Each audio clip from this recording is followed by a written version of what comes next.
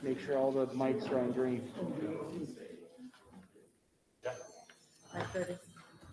There we go.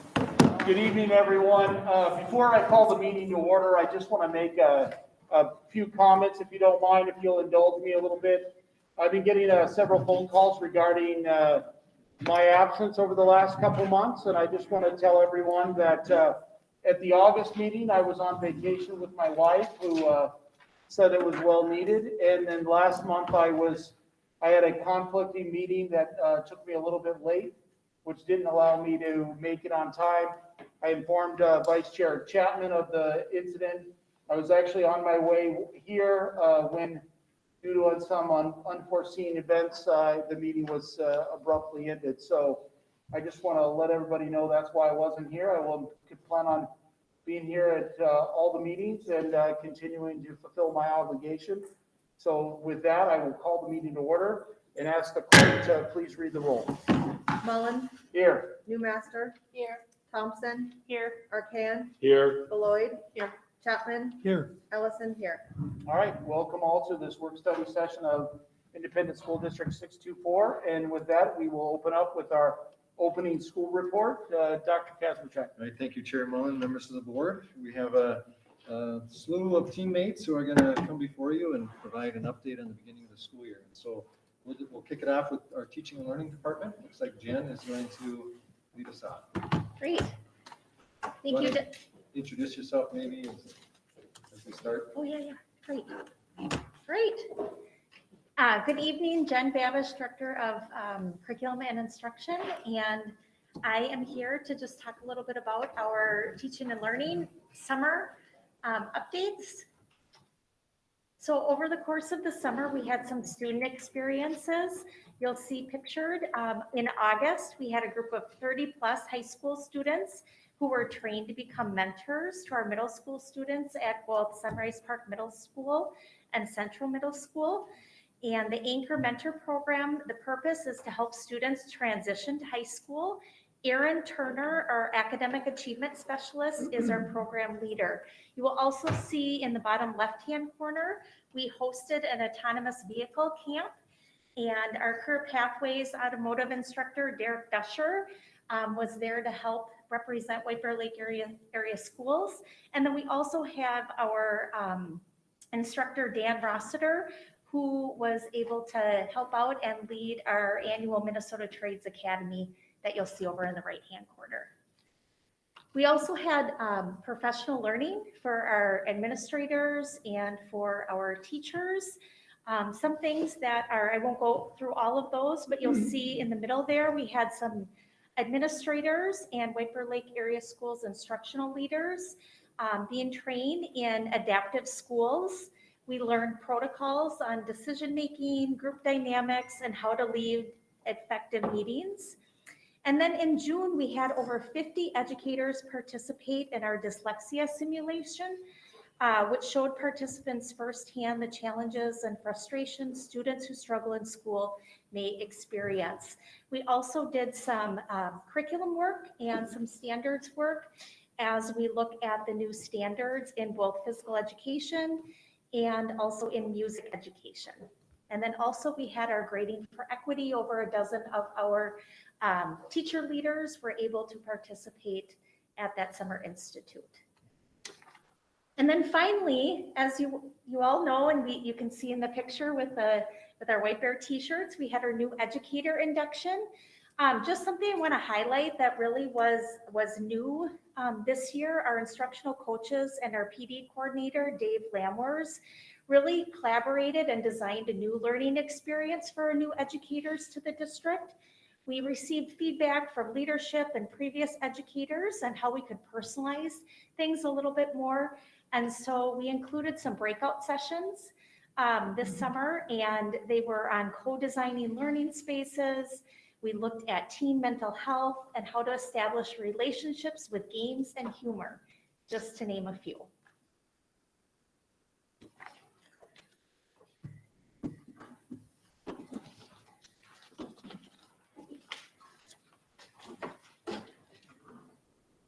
Excuse me, Ms. Babish, just before we go on, you mind if I just open it up and make sure if anybody has any questions, we can ask those now? On the Minnesota Trades Academy, I have just one quick one. How did that turn out? Did we get the result that we wanted, and was there some good feedback there? As always, I think our students really appreciated the opportunity, and Mr. Rossiter as the lead with that. Definitely, it was a great experience for all. Thank you. With that, we'll move on to the activities. Thank you. Good evening, Chair Mullen, members of the board. Thanks for having me. My name is Brian Peliquin. I'm the Director of Activities and Athletics at the high school. Couple of updates as we begin the school year 21-22 in the fall. We currently host 9 Minnesota State High School League sports. We have 513 participants currently participating in those sports, which is by far the highest number that we've had in my 5 years here at White Bear Lake. So that's really exciting. We currently are offering 48 clubs that are non-state high school league sports. We like to believe we've got something for everyone, and we have several students involved in that. And we also have different clubs that are being started and going through the process of inauguration as we go through the school year. For me, the most exciting thing for us, for those of you that have been in attendance, are our home football games, and just the fact that it's so much more than just a football game involving our student athletes that participate in football. Between our participants in football, our pep band that comes out, our dance line, our cheerleaders, we have over 250 students actively participating in those events on a Friday night, and I think that's something to behold, and isn't even necessarily the norm across the metro. So something very special to White Bear Lake that I'd like to note. Every year we continue to do coaches professional development and help them get together and engage in work to help them become more effective education-based coaches. We talk about the administrative side of coaching a lot. Many of them come in.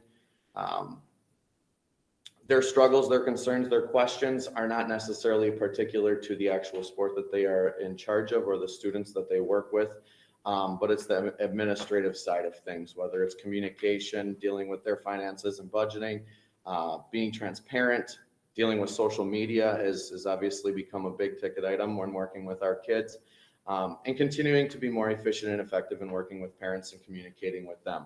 It's a chance for our coaches to connect. It doesn't happen real often. Everybody is real busy, and so when we can get them all together, it's an exciting time to work with our leaders and our coaches. We have a couple of new things trying to move into the 21st century out of our office. Hometown Ticketing is an online ticketing service that we are working with and using. A couple of benefits to it is a reduction of necessary staff, as we are getting to a point where we are struggling to necessarily find workers for our events for various reasons. This has allowed us to not be scrambling event by event, week by week. And the big thing, especially for me on Friday nights, is because there's no cash transfer, that's less cash changing hands on night for both our workers and for me to have to worry about at the end of the night. And then the second one that we're working with, we've worked with technology in our transportation department on Bus Hive. And that's an online transportation request that kind of eliminates our office as the middleman and works to make transportation requests more efficient, especially again, with a shortage of bus drivers and all that's going on with transportation right now. It's nice to be as efficient as we can and to work online rather than paper copies, which was the way we used to do it. So a couple of things that are making us more efficient and going into the 21st century. A couple of interesting tidbits from last year. Obviously, it was a whirlwind of a year, very different from the norm, as you can see from the pictures regarding masking and different situations, all things COVID. We learned to adapt and evolve, even so much as learning about Spectator regulations on any given day, those changes could happen immediately with the State High School League and just dealing with different COVID and masking situations with our spectators, our coaches, our athletes. Live streaming became a priority. We got heavy into live streaming, all of our events. And I guess my biggest success that I'm excited to report is we made it through the entire winter sports season without a single shutdown, which is an absolute anomaly across the metro to not have a single team from a single program shut down. So that was, I think that speaks to our coaches and our athletes and what they were able to do and accomplish with COVID. And then obviously weather threw us a curveball. My favorite picture is the lower left-hand corner. That's the beginning of October. If you can remember that snowstorm that we got that October day. The facilities guys plowed all night and then stuck around to help us clear the turf. And then Matt St. Martin, my associate AD, and myself spent about 4 hours that day cleaning and sweeping off the bleachers with the facilities guys to make sure that we could safely have a home football game that night. So it was crazy. And the first day of October is Friday. Right, so we're there and it's looking great. It's looking beautiful. We no snow in the forecast. So again, it was a great year. It was exciting to be able to have the activities that we had with COVID, and we're excited to be back to normal. So thank you very much. Questions for Mr. Pellequin? I just, one of the questions that I have, and it's more of an observation. I'm typically at those football games also. And one of the great things I think is great stuff is the community involvement, especially around the youth football program. So I would encourage us to continue to do that work. That's great stuff for the kids to see that one day they'll be playing on that field. You should see the smiles on their faces. They're jumping around. Mm-hmm. So really appreciate that outreach. Thank you. Ms. Beloit? Why do you think we were able to make it through the winter without a shutdown? I think our coaches and our student athletes understanding the things that needed to be accomplished in order to get through the winter. I truly do. And luck. Other questions, comments? Okay, thank you very much. Thank you very much, sir. I don't know who's next. Operations. Yeah, we'll go into the operations end of things. Typically, things are going successful with operations when you don't hear about them. So it's kind of the offensive line of a school district, right? Transportation is one of those areas that's been a real challenge for us. It's been a real challenge across the state with school districts trying to find drivers. As you know, we run a combination of our own bus service where we own some vehicles and we have drivers that run some of our vehicles, but the majority of our transportation is provided from vendors, First Student being our primary vendor. When we have several other vendors, type 3, the vans, we have multiple vendors who provide transportation in those areas. And so we went into the year a little thin on our staffing, but where we thought we could handle it. And right before school started, our vendors started turning back routes to us and telling us we aren't going to be able to run all the routes we promised you. And so we're left with those routes, and our staff has been spread thin. And kudos to everyone in our transportation department. They've been working hard. Everyone's just working together to make it work. We're down 5 drivers just in White Bear Lake, plus our vendors are down. And so our office staff and mechanics have been helping out driving routes. So that's put a lot of pressure on our transportation department because every year they get a lot of phone calls and messages, and they're out on buses driving routes. So they just don't have the manpower to return all those phone calls. And people have been really patient, but certainly some have been frustrated with not being able to get those return phone calls, when they would have expected it. So we thank our public for being patient with their transportation department. They're just doing outstanding work, but there's certainly a lot of challenges. Like every industry, finding employees is not easy, and bus drivers is not, it's not the most attractive job for everyone because it's a high pressure job with a lot of responsibility.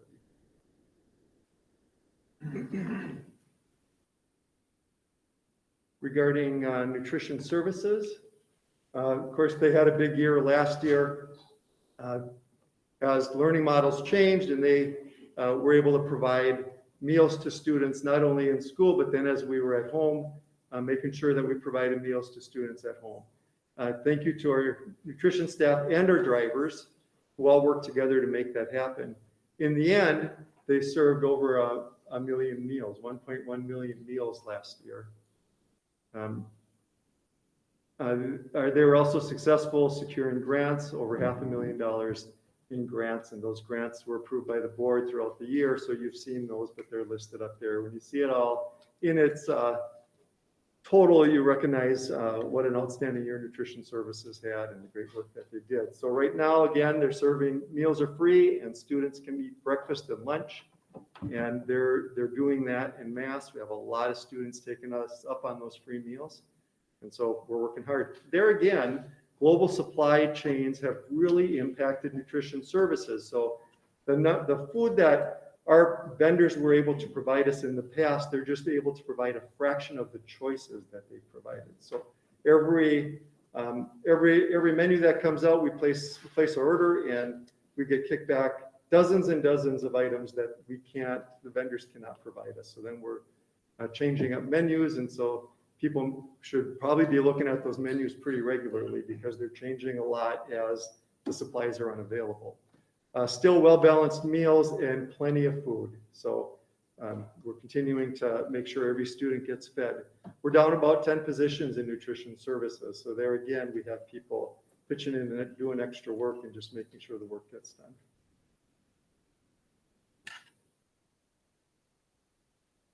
Facilities, I'm gonna spend just a little bit of time on. We had, what do we have, 6 projects that were to be completed by the time school started, and all of those projects were completed and school opened on time.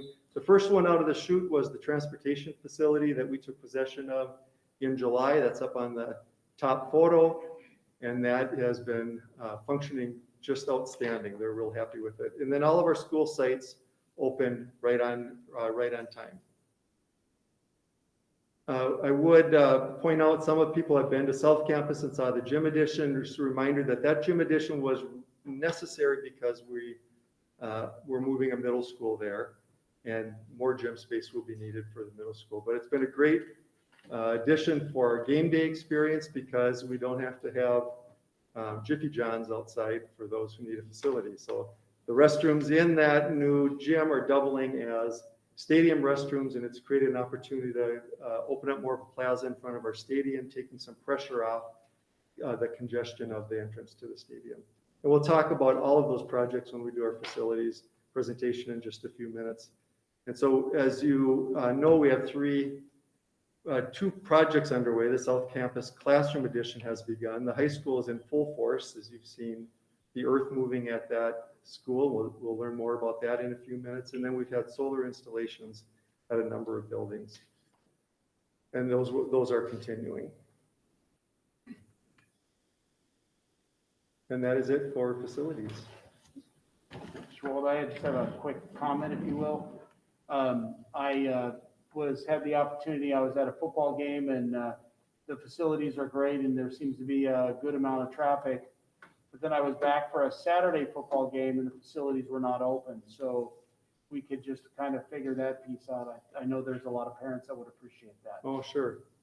All right, yeah, thanks. What was that, a late game on Saturday? No, it's a JV game on a Saturday. At what time? Like a 10 o'clock game. It was a morning game. Yeah. Yeah, okay, good to know. Thank you. Is there any questions regarding the buildings, the operations? Okay. Lauren. All right, good evening, Chair Mullen, members of the school board. I would like to highlight some of the different areas that our department has been working on this year. This summer at our extended school year programming, we partnered with different community vendors to bring in different field trip experiences to our site. And so you'll see here that we had our OTs from St. Kate's come in, and they did an outside sensory day for our students. We had a magician come, as well as a yo-yo expert come. And then as you see here by their smiles, we had an ice cream truck come. And so we got a lot of positive feedback from our parents, and our students were really excited to participate this summer. The other area is our social emotional learning. And as we continue to move that work forward, we partnered with our Summer U on implementing Second Step summer curriculum So in those summer youth programs, we were able to implement all those different SEL activities, and we did the training with the staff as well as providing the curriculum. Our second step is now implemented in all our elementary schools, and we're excited to announce that community education now has second step in their before and after school childcare. And so all our students are starting and ending their days with SEL activities. And we continue to promote our staff self-care through conscious discipline and the different activities that we're doing here. And you'll see at our opening that we had a photo booth set up, and we have lots of pictures that we're sending out to our staff, and they really enjoyed that day. Lastly, I'm really excited about this new venture that we have at our Transition Education Center. As you might notice here, Craig Nasvik is helping us with this work, and we're setting up a health and wellness skills class for our students. So trying to get those outdoor activities and those health and wellness activities embedded in their school day so that they can take those out into the community. Any questions? Yes. Can you just briefly describe just some of the things that surround the second step curriculum? What does it involve? Yeah, so it's different types of social and emotional learning activities that they're doing, and then the teachers are embedding those in different parts of the day. And then through our conscious discipline, so that's the actual curriculum, scope and sequence curriculum. And then our teachers are also trained in conscious discipline, and that's how they actually respond and implement those activities throughout their day. So what would be like an example of one of those things? Like one of the things that they're teaching through the second step? Yeah, they might be looking at how to regulate themselves, talking about how they can actually recognize where they're at on a scale, and then figuring out which activities work best for them to help emotionally regulate them through the day so that they're prepared for learning. Thank you. Yeah. Other questions or comments?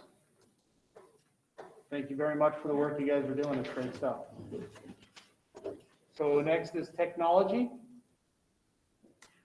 Good evening, members of the board, Chair Mullen, Steve Asper, Director of Technology and Innovation. Here to share some updates with you.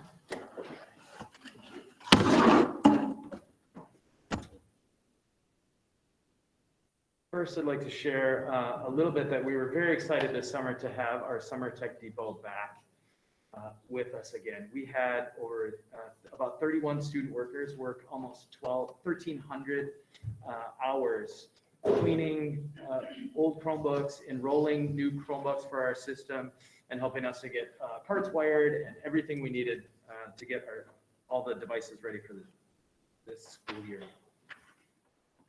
In addition to that, they helped us with getting some of the Chromebook distribution ready to go. And Chromebook distribution looks a lot different now than it did even just a couple of years ago in the fall, because of what we learned last summer in 2020 with COVID.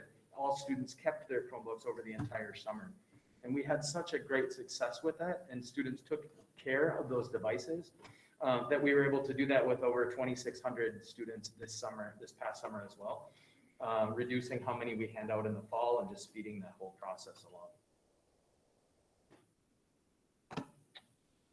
Our technology department staff have been busy with all kinds of projects and pivots and adding new platforms. And one of the biggest things we've done is around infrastructure improvements. Some of the highlights include our extension to our fiber backbone, where we extended our path from one of our current elementaries to our new elementary site, as well as the new transportation center. And as we were going right past the TEC program, we were able to connect them with fiber as well, which really improves the performance and the experience that those students and staff have at that site. And we're not maintaining a whole separate network system just for that program.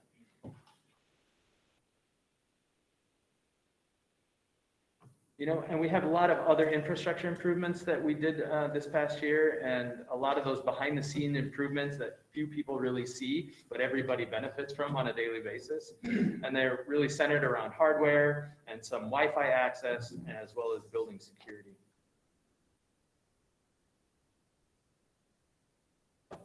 And another thing I wanted to highlight was just the collaboration success that we had this year, working really together with Teaching and Learning Department, as well as the Distance Learning Academy staff and principal. It was not a small task to implement a new school into all of our systems in a short timeline. And working together, we were able to do that. We accommodated students from other school districts enrolling even after the start of the school year. We were able to get them the technology needs that they needed to participate in the program. And we even developed a new tech model for teachers to teach in that new environment. There were all kinds of other behind the scenes things that had to happen with our systems that needed imports and changes and reconfiguration. Some even required contract renegotiation. And so it was this collaboration of work that made all of this possible to support the evolving needs of our families in real time. So I'll just end by talking about a couple of ongoing and upcoming projects that we're working on in the tech department. One is our Cyber Bears Aware campaign. This is a cybersecurity campaign that involves updating passwords that some of you have heard about already this fall, and also cybersecurity awareness in general for staff. Additionally, we're in the process of evaluating new student information system platforms. Our current system, Skyward, that contract is up next summer. And so we're looking for a more robust platform that will fit our evolving needs as the district strives to meet all the goals of our strategic. And then finally, I just wanted to talk a little bit about our space campaign, or that this past spring and summer, we had 4 elementary schools that were the first sites in the district to go through the new future furniture selection and learning space professional development. So this is about much more than just furniture. It's the adaptability of this furniture that is a catalyst to create a culture where students can co-design with their teachers the learning spaces, and that supports our district vision of student agency.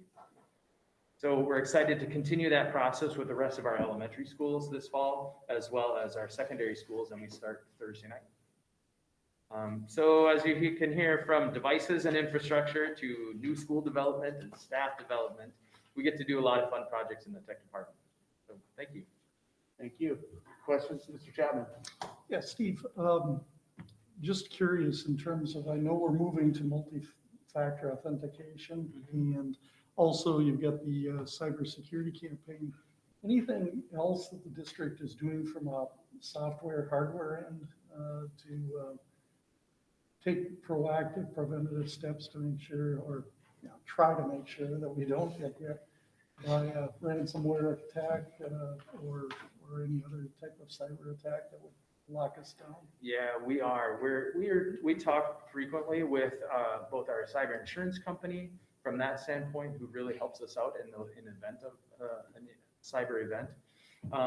We also are working with our firewall company that supports all of that protection as well.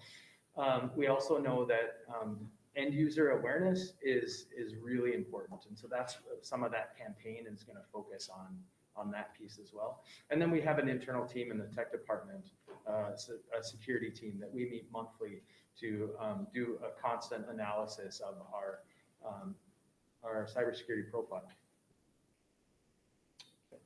Thanks. Yeah. Thank you. Anybody else? Dr. Arcand? I just had a couple of questions, and I don't know if we can answer them, but looking at the 31 student workers, were they there because of an interest in doing it? And if they were, how are we exposing them to the cybersecurity, the A+, that kind of networks, whether they can actually make a living of it? Absolutely. We've seen this, well, first of all, the students are made aware through our Tech Depot programs that we have in the secondary schools during the school year. We didn't have that last year. We're just starting to ramp that back up again. So they gain interest through that, and then the experience they have, we do connect them with different places, and then we work with our career pathways. So that's really kind of that entry level test the waters kind of experience for them to see if that's something they want to go through a little bit. Certainly need them to build it. Yeah, absolutely. We need a lot. Thank you. Dr. Newmaster? I'm just wondering with all the talk we've had lately about the impact of um, Facebook and Snapchat and all of the ways our kids enjoy using technology, and it's sometimes not as positive as people would hope. How does district deal with the usage of that? Is there any particular, I guess, resource that is not used, or is everything used by the kids? So we do block all of our, all social media for students on our During- network During the day? during the day. So, and even on their Chromebooks, if they're at home, that would Okay. be blocked as well. So they would have to use a personal device in order to do Well, I that. wondered if that was successful. So, I can say for Yeah. my children, yes. Yes. Yeah. Okay. My children too, yeah. Ours too, yeah. Can also be frustrating when there are sites that they need to get to, that get kind of put in the wrong bucket, but yes, it works. okay, well, that's Okay. good to know. Thank you, Dr. Newmaster. Any other questions or comments? Thank you very much. We'll now move to equity. Good evening, school board members, community members, and students. I am here, Marcellus Davis, Director of Equity and Engagement, to talk a little bit about some of the updates that transpired over the summer with the Equity Department. And for those that may not be familiar, our Equity Department is 1 year old and was comprised under the leadership of Dr. Wayne Kazmachek last year. So not only was my position a year old and established last year, but the department was as well.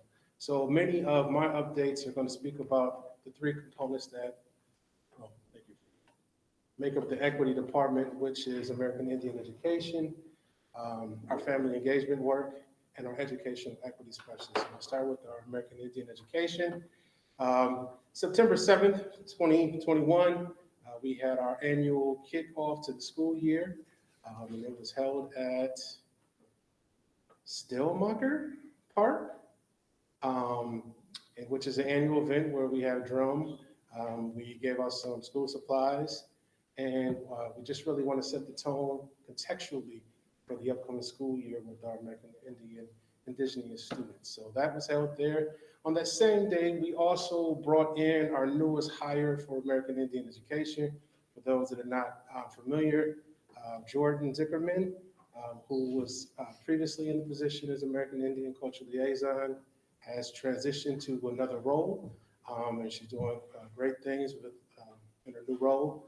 And so that role was open, and Sherry Gill is our new American Indian Education Program Specialist. She goes by the name of Bus Wayway. Her background is she was an educator in St. Paul for a couple of years. She is an artist by trade, and she most recently came to us via the Federal Bureau of Indian Affairs. And lastly, I wanted to inform everyone that our elder, Hope Flanagan, has agreed to work with us again this year. And one of the things that are most imperative for our American Indian Education Program is assuring that we have an elder to provide guidance for the program. And I'm going to transition to our family engagement. For 2 days, August 28th and August 30th, we had a kickoff extravaganza for community members and families, as we are always working to adhere to the strategic goals and priorities of making sure that all our students are equipped and have a unique, important, imperative, positive experience in the White Bear Lake area schools. We wanted to make sure that our families had multiple community resources that they could tap into with collaboration with St. Andrew's Church, as well as the Bear Clinic and numerous other internal community education and local resources. We're in a one-stop shop fashion for families to come get anything that they need, also including vaccinations if they need it, as important things that would adhere to their children's educational success. So backpacks, pencils, protractors, calculators and things of that nature.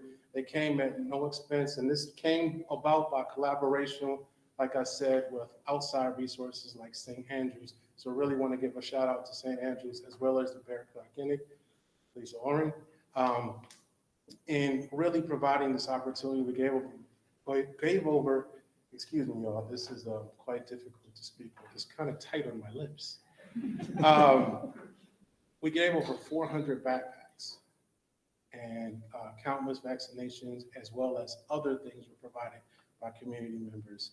And that was headed up by Brianna Santascoy, who is in the role of family engagement coordinator, as well as Nirvana Yang. He's a family engagement specialist. So we are really trying to connect the dots with family engagement, and there will be more great information coming as it relates to family engagement initiatives in future presentations. And then lastly, as our newly formed department is really trying to figure out ways to make sure that we are aligned with our strategic plan and some of the initiatives of the district, we have switched the title and elevated the position to educational equity specialist. And some of the nuances really speak to assuring that we're supporting building leaders and supporting building teams with some of the work that's going on around educational equity in our schools, as well as partnering with teaching and learning to provide professional developments in different areas. And this year we have 3 new positions that have been filled. Syracuse Yang, who is going to be working in our secondary schools, Tandeka Chienze, who's going to be working in a racially isolated school, which is Willow Lane Elementary, as well as, again, Sherry Gill, who has a duality in her role as American Indian Education Specialist, as well as Educational Equity Specialist. And those are all the updates that I have. Thank you, Dr. Davis. Questions for Dr. Davis? Mr. Chapman? Not a question, just a comment. It's great to see that we have some staffing up the way it looks, new members on the team. So I like to see that as far as cultural liaisons. Well, what was called cultural liaisons, but yeah, as far as driving up the equity initiative. So. Thank you for that. We are excited that these opportunities have been created under the leadership of Dr. Kazmachek, understanding and recognizing the need that we have 16 to 17 buildings that we have to serve, and making sure that we're getting out to making sure we're touching the buildings and making sure we're in their faces in front of students and the staff that support our students as well. Dr. Newmaster? I'm glad too to see the organization has really firmed up and how many people you involved in providing needed services and connections. I'm just curious, how did you manage to gather people? What did you feel was, as we look at communicating and networking, what do you think was your most successful way of connecting? Consistency, making sure that there's regularity at the buildings. Not just once a month meetings, and again, it's not because it's not blaming. We just have a priority of making sure that we're consistent to buildings, checking in with students, checking in with building leaders, and checking in with teams that our staff will be a part of this upcoming year. Feedback from others, whether it's students, whether it's parents, whether it's colleagues in the work, on how the position can be enhanced. Thank you. Ms. Floyd? Have you been able to notice, I mean, I realize we're just a year into some of this work, but have we noticed an increase in the family participation in these events? And are they getting more engaged as well as with students? Good question. As of right now, with one of our events, yes, with our American Indian kickoff, it was a smaller turnout, but a turnout nevertheless. And it's going to be our commitment to continually developing and cultivating a relationship. Sometimes numbers matter, but sometimes the qualitative analysis of what do we need to do differently here, and what does consistency look like matter as much as the quantity of how many people show up. What is the quality of the product that we're putting forth, and what is the commitment to consistency, even if the turnout is low? I think even if you have these events where you actually have to come to them, that could be a completely different scenario than opposed to maybe the touch points we have with each of these families when we're checking in with the students. And I also wanted to add, St. Andrews is a great partner. They do a lot of really, really good work, especially with homeless, so I'm glad to see.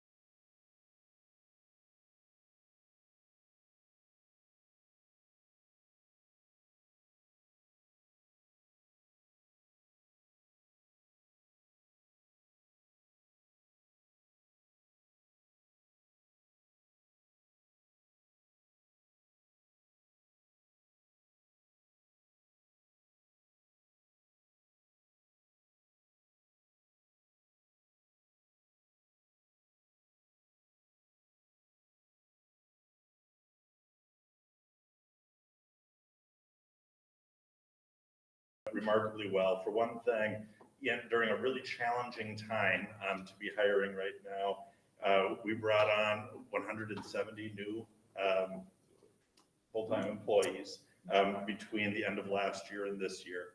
And so that's a lot of work on the part of all of our hiring supervisors, all of our program directors, our principals, our APs. So a huge thank you to everyone there for all of the work that they've put in there. As we look at that too, we're always really dedicated to making sure that we're hiring really talented people that are going to be excellent with the students or whomever the stakeholders are that they work with. And one part of that too is that we know that we're looking to hire candidates that are going to more closely reflect the demographics of our student base, because we know that that's important to our students to be able to see themselves and the staff that they interact with. You know, we're not necessarily seeking perfection when we're engaging in that pursuit, but we continue to move the needle there. And so we were able, with our new teacher cohort, 14% of our new teacher cohort identified as candidates of color. Our educational support staff is 26% of our educational support staff hires, and then 50% of our licensed administrative staff. And so those are better cohort numbers than we've seen in the past. And that, again, a big thank you to everyone doing the work to make that happen, because what we find is the most impactful, steps that we can take in that regard is to make sure that we're aggressive and we're going to candidates, not just waiting for candidates to come to us. Like I said, our goal every time is to hire the very best candidate, and where we have an opportunity to select the very best candidate who also happens to be somebody that's going to help our students see themselves in the staff, that's fabulous. And we made some steps in that direction this year. Then just talking about some of the work that still needs to be done, so some of our continuing work. I think Tim Wald hit on some of this to some extent. We've had some trouble, certainly extended day bus drivers, nutrition services, and our substitute teachers remain our biggest areas of challenge. To some extent, I would say, especially our extended day and our substitute teachers, we're still working really hard to close those gaps where we still have hiring to do. So we're trying to make it happen as quickly as we can, and we've been working at it for a long time here. But those are really the areas where we're still lagging compared to where we would like to be. We're trying to take really creative approaches in terms of incentives and making sure that we're watching how we're compensating employees in those areas to ensure that we're competitive in the marketplace. So we're trying to do just about everything that we can, but it's a tough deal right now, as it is across the country and across labor markets here. So that's just a bit of an update on kind of our continuing work on the hiring side. Thank you, Mr. Mons. Questions regarding human resources? Mr. Chapman? That is about the best hiring of people of color that I remember in all the time on the board. I know each board has wanted to see more and more of that happen, but those numbers, I don't recall those being in the past anywhere close to that. So great job. I mean, everybody that's been involved in that. No, for sure. We'll keep at it. Yeah. Thank you. Other questions or comments? Okay, thank you very much, Mr. Mons. Thank you. Mr. Mauer, your community services. Yes, sir. Thank you, Chair Mull and members of the board. It's always a tough act to follow Mr. Mons. I may not speak as smoothly as he does, but I have pictures.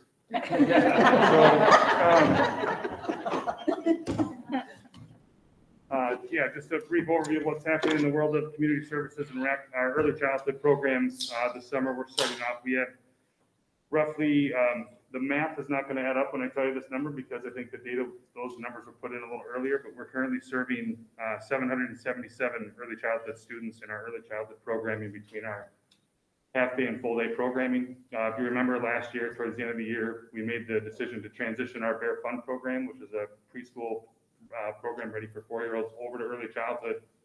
So all of our early childhood programming is under one umbrella, and it's been a good decision. Our parents' needs for a variety of different programming between half-time, full-time, 2-day a week, 5-day a week, the variety has served us well. Our sections are almost full across the board outside of a small number. We have, just remember, we have early childhood programming, of course, over at Normandy Park in 7 out of our 9 elementary schools, as well as our Tamarack Nature Center in partnership with Ramsey County. And then our new site that we opened up last year and added sections this year for over at North Oaks Preschool. So things are going very well, and their focus this year is on continued alignment with elementary in the areas of literacy, student support, and adjusting our standards, all to build a stronger system to prepare our early learners to be kindergarten ready when they make that next step into the kindergarten grades. Our out-of-school time programs, which consists of our extended day, flex, targeted services, and youth enrichment and development, we continue to grow. We saw a big jump in participation over the past summer. Our summer programs across the board, our numbers were very, very well attended in all of our programs, youth enrichments, rec sports, extended day and flex, really great numbers, which shows our community's willingness to get kids back in programs, the eagerness for us to provide those for them. We're already higher. Our numbers in extended day currently in the fall are already higher than where we were last year, and that's we've had a huge opportunity with us with the school start time change this year. And in addition to what Mr. Mon said, our focus is to continue our recruitment and retention of our high quality staff to support the increased demand for those program areas. The other change that we made some adjustments in new programs this year was in regards to our middle school program. All these new opportunities came in lieu of our school start time change. So different opportunities to provide middle schools programming in the morning for kids or parents or families that need that support, or assistance in the morning, as well as some different opportunities after school for our middle school kids as well. Our flex after school, it's shifted a little bit. So we do have our morning programs called Breakfast Club. It's for an hour before school at the middle schools, and that is fee-based, but it's as affordable as we could possibly get. It's $5 a day, and our numbers right there between both sites are around 20-25. And then our after-school flex program is free for those that have registered. It is a nice collaboration with teaching and learning, as well as targeted services and our community ed programs to provide free opportunities for our kids after school that need those programs for them. And let's make sure I'm not missing something here. But yeah, just to wrap up our extended day, the earlier start times did produce a great opportunity for us to support our students academically and social and emotional success, like Ms. Oren explained a little bit earlier, and embedding those in all of our extended day and targeted services programs after school. Our youth rec and middle school athletics, fall is off and running. Again, we had a very great summer with people coming out to participate in our rec sports. I always want to give a huge shout out to all of our parent volunteers for all of our rec sports. We could not do it without them. So we have roughly 86 volunteer coaches supporting our rec sports right now through flag football and soccer, and then again a higher number of parents participate to provide coaching expertise for our rec baseball, softball, t-ball, volleyball. We cannot do it without them. We're very thankful for the volunteers and the participation from our families and communities to support that. And then again, an additional option we are offering for after school for middle school is some intramural options. For $10, students can sign up for a 3-week, 2-day a week for 3-week session after school in some various sports and activities that Mr. Rebo's organized. Our next one coming up is Ultimate Frisbee. He's coordinated work with some of our high school club advisors to come down and provide some of these for the kids after school. And another great opportunity that is a direct shuttle after school, being that it's later in the day. We have some buses available to us to provide some shuttles to directly from Central to Sunrise and then back. Gives us an opportunity. If numbers are low on one end, we can combine schools. We can create opportunities for kids to build those relationships with each other before they are united at the high school level. It's just been a huge asset for us to be able to offer that shuttle to get kids together and make sure programs run after school. And then our adult programs, again, over the summer, a lot of involvement, and towards the end of June or end of July and into August, we really started being able to open up to do more things to get people reunited in person. I think our a lot of events outside at the senior center. I know some of you attended them, our food trucks, working with the food shelf for our mobile markets and pickups for, as a site at our parking lot down there, a flea market outside, and then getting community involved too. We have some high school students coming to play outside for the food trucks for live entertainment and other community members. But it felt really good for people to at least be outside and connecting again as we started to prepare for the school year. Remember our community partnership that we worked with the food shelf, as well as a community donor that donated money to help the local restaurants, as well as getting foods into the hands of those that need it. We served over 20,000 meals in that program as a community partnership. And our Meals on Wheels, again, another testament to the people in our community stepping up to volunteer their time, especially during a difficult time. We missed one day of home delivery for our Meals on Wheels program throughout the entire pandemic. Again, which is a huge testament to people stepping up to provide a service. And as we started to get slowly back into the fall, we've been, our groups in our senior center have been coming back. And then our different classes that we provide for them too have been coming back online. And our adult enrichment to that as well. A nice balance of online and in-person activities to meet people's comfort levels at that. And then our Many Faces program, our partnership with the larger community, we're up to 17 community partners in that program as a whole. Happy to be one of them. We do have some events coming up here in the next couple weeks. So if you're interested in seeing what those are, you can check out their website, manyfaceswblarea.org. And those are available now. So Thank you, Mr. Brower. that's a lot to share. Questions? So I'm going to be done. Dr. Newmaster. I just have a comment. I'm always amazed at what community service turns out to the White Bear Lake area. And I participated in a lot of the things this year. Many Faces was awesome, and it pulled people in that would probably not have come to a school event because they're just not connected with the schools that way. And some of the senior center events at Normandy Park did the same thing. There were people that came to that said they had never realized what was going on there.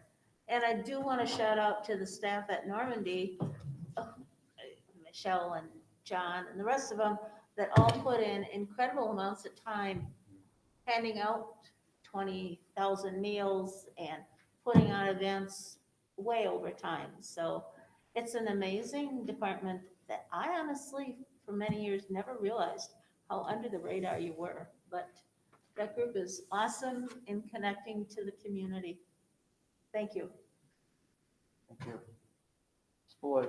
Do you happen to know how many families we service with Meals on Wheels? How many individuals many right now? I couldn't give you the current, if I tried to pull a number up to give you current numbers for Meals on Wheels, I'd be trying to pull that out in there, but I can definitely get that to you. Yep. Other questions, comments? Okay, thank you very much, Mr. Brower. Thank you. We'll now move to communications and community relationship update. Ms. Betty.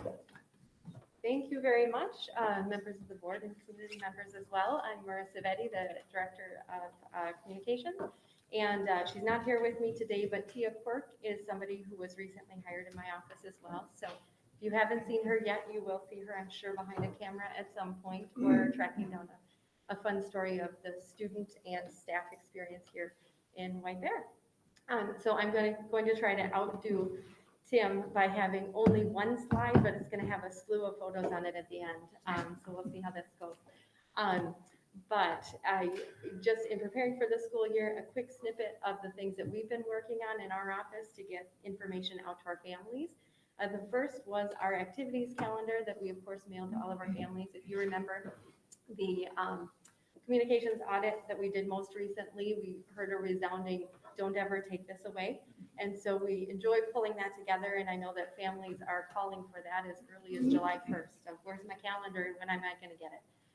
So we were, of course, able to pull that up again this year as well, and we'll continue to. Our website was and will continue to be the place to go for the most current information. That was true of the fall 2021 information and will remain true of COVID-19 information and updates and dashboard and that as well. We also continue to send the back to school or beginning of the year letters to families, and so they would have gotten that in print information mailed to their homes In addition, we did something this year that we had also done last year in collaboration with the Nutrition Services Office, and we had sent the free and reduced meal applications and the explanation of the educational benefits, that flyer. And I think, I know that Tim would attest to this as well, that our district did really well last year in really encouraging people to sign up for that, even though the meals continue, or were free, and that continues to be the case this year as well. We're really helping families to understand that what is sometimes called the free and reduced lunch app isn't just about lunch, it's about many things. And we really have been trying to work with the Nutrition Services Office and help our community understand that and benefit from that as well. So that, again, was in the letters, back to school letters, for the second year in a row. And I'm hoping that we'll have the same outcome of our families really applying for that and getting the benefits related. Additionally, we of course have continued to do translations in Spanish and some in Hmong as well.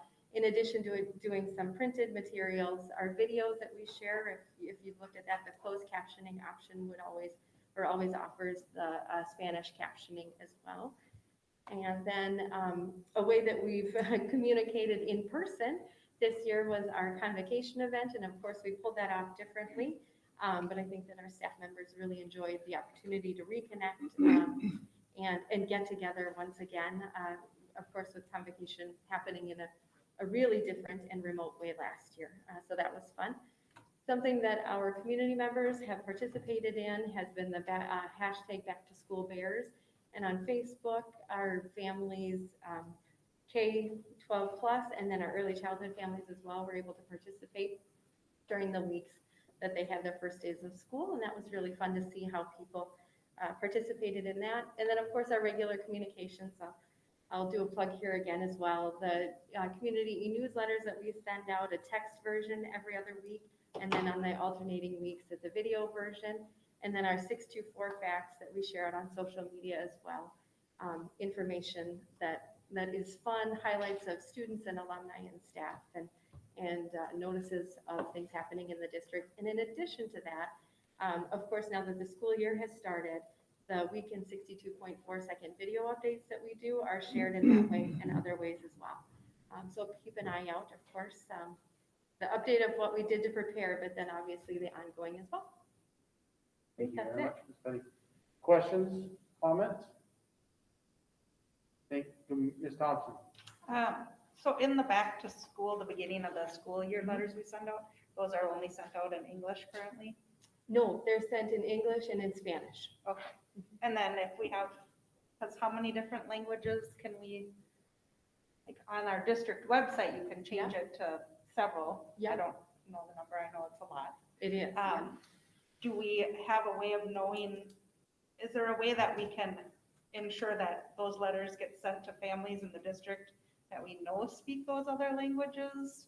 Like how would we ever move to make sure that they're getting that letter sent to them in a language that they can read it and understand? I mean, you know, Sure. their student might be able to, but maybe the parent or the guardian doesn't.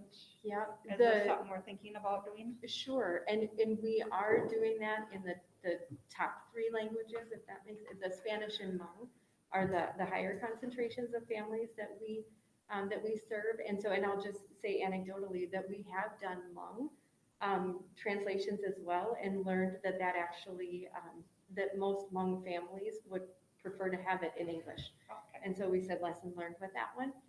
So that is the reason why the Spanish is sent home. Spanish and English together actually are sent home.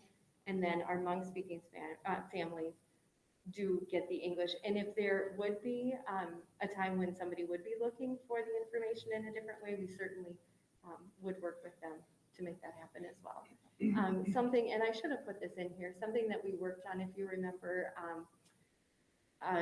we did many languages. We actually did all of the languages of the school district, and it was the providing families with information that says, send me, or use the language line to contact me. And so that is a way that families would be able to at least reach out and say, you know, Dr. Gillespie, I want you to call me, and you need to call me in this language. And then Dr. Gillespie would be able to follow up in that way. Oh, that's great. And a good thing to learn about the Hmong community that they prefer to have it in, right? We don't know unless we try it, so thank you. Other questions, comments? All right, thank you very much, Ms. Betty. Thank you. We'll now move to enrollment update. Sure, thank you. We pull enrollment every year, the first Friday of September, or the first Friday of the first week of school in September. And so we'll take a look at where we came out this year to start the school year and comparing it to where we ended last year, which is an interesting exercise. So I'm going to start at the bottom of this page, and you look at our elementary enrollment and see September of 2021, we had 3,735 students enrolled, down 26 students from where we ended last year at 3,761. If you recall, at the end of last year, as we came back to school, we started a distance learning academy for those who were uncomfortable returning to bricks and mortar school. We had 598 elementary students in that distance learning academy. Most of those students returned to their elementary school. And so you can see the numbers at each elementary and how their enrollment looks in September compared to the end of last year, and it's quite a bit higher. But when you look at the distance learning academy, you see we have 131 students to start the year in the distance learning academy this year. When we look at secondary, look in the middle school in the blue, and we see that we have 2,023 students. That's down 49 from where we ended the year last year. Interesting about the middle school, the 8th grade cohort was a large bubble cohort that moved through the system. And so that cohort moved on to 9th grade as a large group. And so as you look below it at North Campus, you can see North Campus is up almost 100 students. And that's based on that cohort moving into 9th grade. South Campus was pretty steady. ALC numbers are, it's just a starting point at ALC because that adapts throughout the year. Tech numbers are a little higher this year. And then we had 48 students started the year in the high school distance learning academy. So in 9-12, we're up 162 students from where we ended last year. Factor in the 49 from middle school, we're at 113 students, up 113, minus 26 at K5 puts us at a elementary secondary total of plus 87 for the end of last year. Should be noted that while we're pleased that that number is larger, is that we budgeted for 8475, and so that's a smaller number than what we built our budget upon this year. And so we'll be bringing the revised budget to the board this winter, as we always do. We're in the middle, I shouldn't say we're in the middle, we're near the end of our auditing process. In about 3 weeks, we'll wrap that up. And so we can really start to put some good numbers in and preparing that revised budget. But it's reasonable to expect that that's going to result in some budgetary impacts and more cuts for next year than we had anticipated. Any questions on enrollment? Well, we do have early childhood enrollment, and Tim Maurer will bring some context to that. Right now they're serving, or started the year serving 777. Tim? Oh, I'm sorry. Yeah, there's your numbers. Yeah, so I can just provide a little bit up to the right-hand side. The ECSE side won't be the area that I can speak to right now, but if we have questions, I'm sure Lisa could come up. But let's see, I'm sorry. Yeah, so our numbers are up in early childhood, like I shared a little bit earlier, and I think it's just, we have an array of programming available for families, our variety of programming that's available for our half day and multiple days a week, full day a week, 5 day and less, just provides a great opportunity. So I think we were very fortunate to be able to provide that and have those spaces in our buildings and community for families to come in. Like I said, we do have available sections still in some of our full day and half day programming. So we do have room for more should more people want to reach out and find a spot. Yeah, I think, is there any questions around the room? But I'm happy to answer those. But yeah, our numbers are up and we have a few more spots to fill. Thank you very much, Mr. Mauer. So are there any questions around enrollment or early childhood enrollment numbers? I can just add a little context for the special ed. Usually those numbers grow throughout the year as we identify students with special education needs, birth to 2 and 3 to 5. So we would expect, those are actually pretty solid numbers for both of those programs. We'll expect to see those as the year goes on. We identify more students with needs at, of the little ones, we'll see those numbers go up. Thank you. Questions, comments? Selson? Yeah, I just have a comment about kind of this entire presentation. I think it really demonstrates how many moving parts there are in a school district as we look at how many things need to happen to ensure that our kids are educated. And I always say that I learn something at every school board meeting I go to, because I could see where my life and family intersected here. Like we had a kid in summer U for the first time, which was so great. We loved it. And we have a kid in middle school sports for the first time, but we don't need any Spanish language. We don't have kids in pre-K. And so it's a really great reminder for me about how many things are happening that I never see on a firsthand basis that you all work so hard to do. So I'm grateful for all of this work. And just, I'm proud of all the programs that the district puts together that we don't all get to see all the time. And it's just a really good reminder. So thank you. Thank you, Ms. Selson. Other questions, comments? Okay, thank you very much. We'll now move to our next agenda item, which is B2, which is the construction update, phase 1 and 2 of the projects. Wald, is this you? Yeah, thank you. I'll take that. I mentioned facilities earlier and that we'd be revisiting that as the meeting went on. And so students came back with a lot of excitement this year with new facilities, new spaces at many of our facilities. Tonight, we asked Paul Epikowski and Sal Bagley from Wold Architects and Engineers to join us and give an update where we're at in the construction process. We also have AJ Lillisby from Kraus Anderson to talk about construction process. Also point out that we have phase 2 projects that we've been in the design phase. You'll learn about those. I'll get you a lot of information on those right now. And those projects are out for bid, and their bid closing dates are listed in the board memo. So that's happening, and I'll turn it over to Sal and Paul. Thank you. Right, good evening, Chair Millen and members of the board. We're pleased to be here tonight to share where the projects are at. So I'll just kick it off by saying what our agenda is tonight. So we will give you a design update on the phase 2 elementary schools. So that includes Birch Lake, Lake Ayres, and Otter Lake. We're going to talk a little bit, or I'll actually hand it over to AJ to talk about projects that are currently under construction. And then we're going to spend a little time reviewing projects that got finished this year. So a little bit of celebration, and then turn it over for questions and discussion. All right, yes, thank you again for having us. So we'll start. We'll do construction when I think it's the third thing. Yeah. So just a brief reminder of the referendum project scope.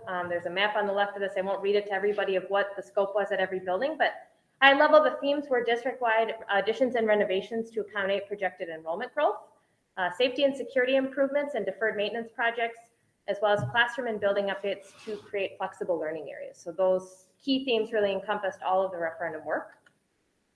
When it comes to the status of each of the referendum projects, I'll show you some stats, I think, on the next slide, but the projects that are complete are the security renovation at the ALC. That actually was the first project out of the gate, finished last summer, 2 summers ago. And then what we refer to as the phase 1 elementary school projects are Lincoln, Matoska, Vadnais Heights, and Willow Lane. So they were the first 4 elementary schools for their referendum work to be completed. We'll show you some after pictures of those today. Was already referenced that the new transportation maintenance facility was completed and turned over in July of this year. And then last but not least, that South Campus phase 1 addition, which was that gym addition with the restrooms for the stadium.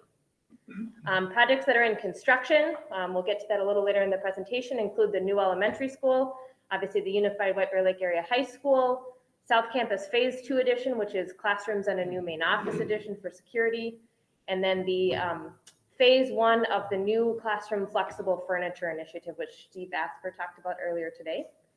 But we're going to do a design update in a few minutes here about what's in design right now, or out for bid, actually, I think, for all of them. So Birch Lake, Lake Airs, and Otter Lake have been in the design phase for several months, and we're about to take bids back from contractors. And what that leaves remaining, not yet started, would be phase 2 of the new classroom furniture. So the furniture is going in waves as the referendum projects are completed. The ALC has some scope left in a phase 2. We'll be starting the Onika Elementary School addition later yet this fall. We're working with Principal Masser on that. The work at Central Middle School, and then kind of last but not least, the work to happen at Sunrise Park, which is the future District Services Center, Transition Education Center, and Early Childhood. Just to give some context for where we're at in completion of referendum projects, you can see all the buildings listed on the right-hand side here. These are actual figures, at least at the time of publishing, of how much those projects are through their billing of each one of their projects. And so you can see, obviously, the projects that we referenced that are completed, getting to their 98, 95%, just waiting for some completion materials from contractors.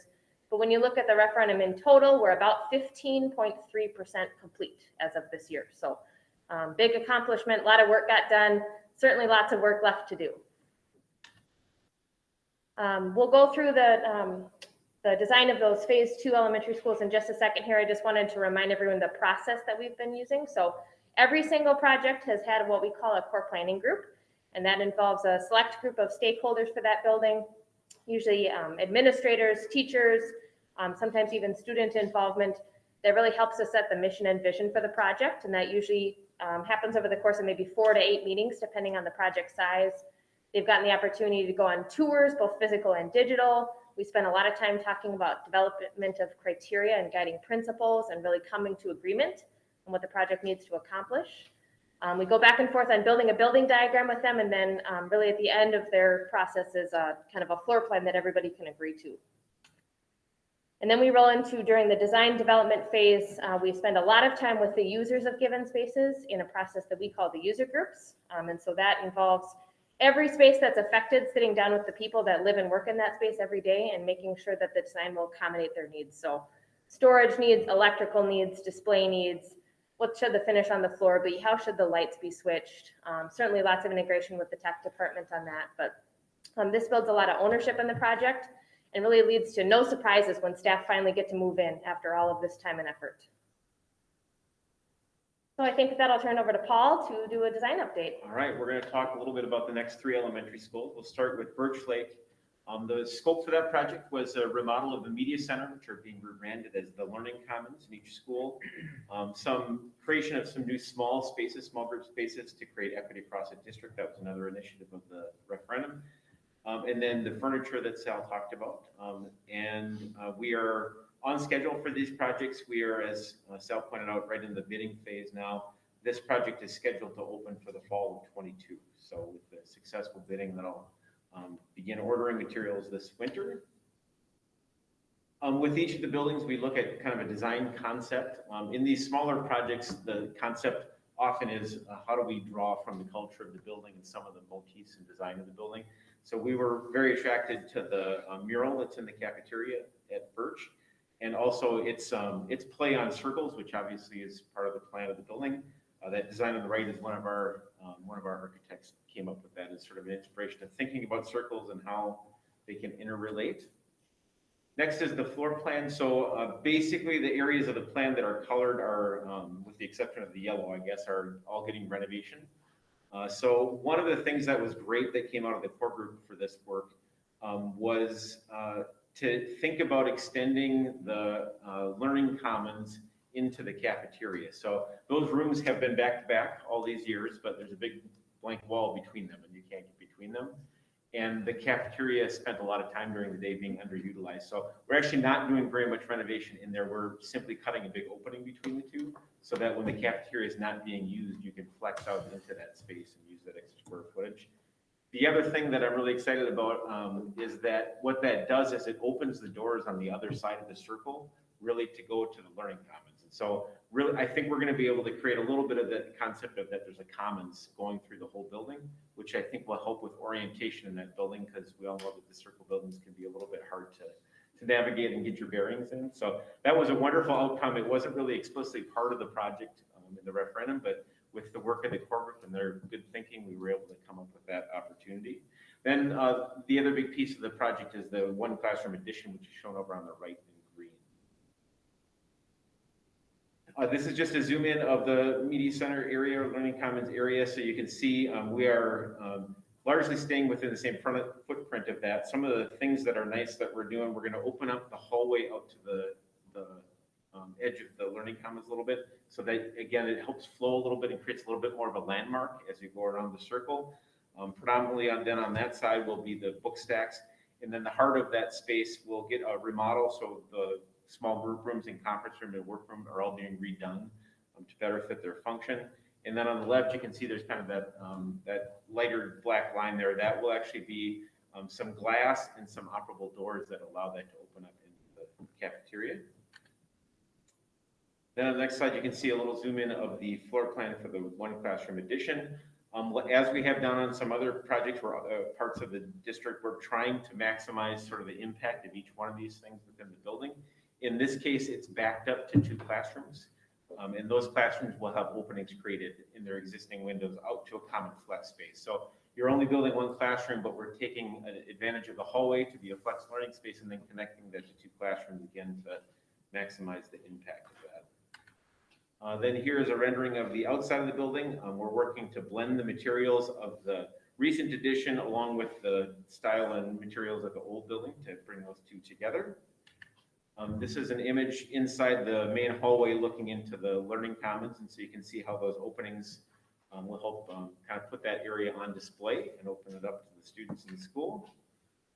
Then we've just stepped inside of the Learning Commons, so you can see we're carrying that circle idea around the building and helping that to ground and make a sense of space and place within each of these areas. And then moving a little bit farther back on the right, you can see that that orange soffit and the glass, so that goes out into the cafeteria, and then getting a refreshed image and reconfiguration of space for the Learning Commons. And then finally looking, not quite finally in this area of the building, this is what it will look like from the cafeteria side. So we're largely saving the mural that's on the wall. We obviously have to cut into it, so we'll cut and patch that together, but gives you a great idea of how those spaces can help blend together. And then in the classroom edition, this is the flex learning space. This core group also was interested in creating some more flexibility for the classroom itself. So that wall on the left that you see is glass as an operable wall. So that room actually can become a 3-sided classroom opening up to the flex space, which really helps create kind of the idea of a mini learning studio in that part of the building with those other 2 classrooms. And then Lake Ayres, similar scope, the Media Center renovation into a Learning Commons, some accessory spaces, the freezer and orchestra space, so those were deficiencies that were identified as part of the referendum, and then the furniture, as we have talked about in the other ones. This one is also scheduled to open in the fall of 22. In this case, we're really drawing along some of the interior design and space configuration elements of the project. As you know, this is a similar project to some of the other ones in the district, but we let each core group kind of figure out how to solve the problem in their own way. So next is the plan. So the biggest part of the project is in the Learning Commons. You'll see in the blow up that it's a very similar addition to some of the other projects, but how we're connecting to the building is a little bit different. And then on the left, you can see that we're solving those infrastructure and small group spaces over in the existing square footage. The next is a blow up of the Learning Commons. So in this case, we actually have quite a bit more openness between the Learning Commons and the hallway. I have a rendering of that shows it for you to appreciate. On the right side, that the area that's shown in gray, I guess it's kind of blue on that screen, is the orchestra space. And that is being configured as a multi-purpose space, again, with an operable wall that goes under the Learning Commons to maximize that. And then there's some conference rooms and the stack areas within there. This is a rendering of the backside of the building showing the addition. So we're working on blending the recent additions with the old parts of the building to try to come up with a good connection and image for that. Then this shows that dramatic opening that this one's going to have out to the hallway. So about half of that opening is glassed in and half of it is just open to create a really open feeling and flow between that and the rest of the school. Stepping into the Learning Commons, we're looking out through the, what is the existing wall where those columns are out to the new windows looking out there. And again, a lot of idea of making flexibility within that space with the furniture. And finally, Otter Lake gets the media center renovation. This is one of the larger elementary projects, getting 5 classroom capacity addition, and then the furniture that we've talked about in the other ones. This one will take a little bit longer to complete because of the scope, so it's projected to be finished in the winter of the 21-22 school year sometime. This one, we built a little bit on the existing theme of lakes and water and streams that the school had identified over the years, and you've all seen some things in there with the tree and some of the signage that they have, so we're building on that as a theme. In the floor plan, kind of the concept is that each one of the pods becomes kind of a tributary, and the Learning Commons in the center becomes the lake or the settling area for all of those. There's some exciting things that are really going to transform your feeling of this building.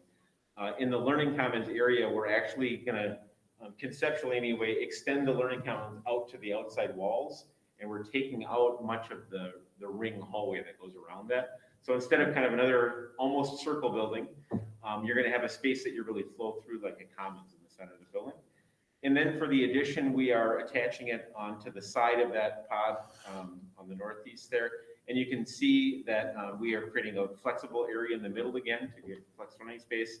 These classrooms have all of the, or many of the good ideas that we've had in other buildings with teachers and staff, including openings between the classrooms and a lot of visibility to help foster collaboration, as well as some connections into the old pod there too. So some of the classrooms get access from that point. And then some minor improvements to the cafeteria and kitchen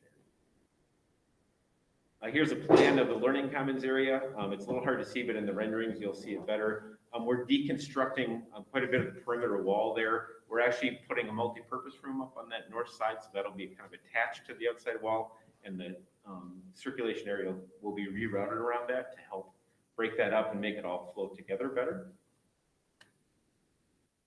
And then this is a view of the classroom area. So there's those 5 classrooms.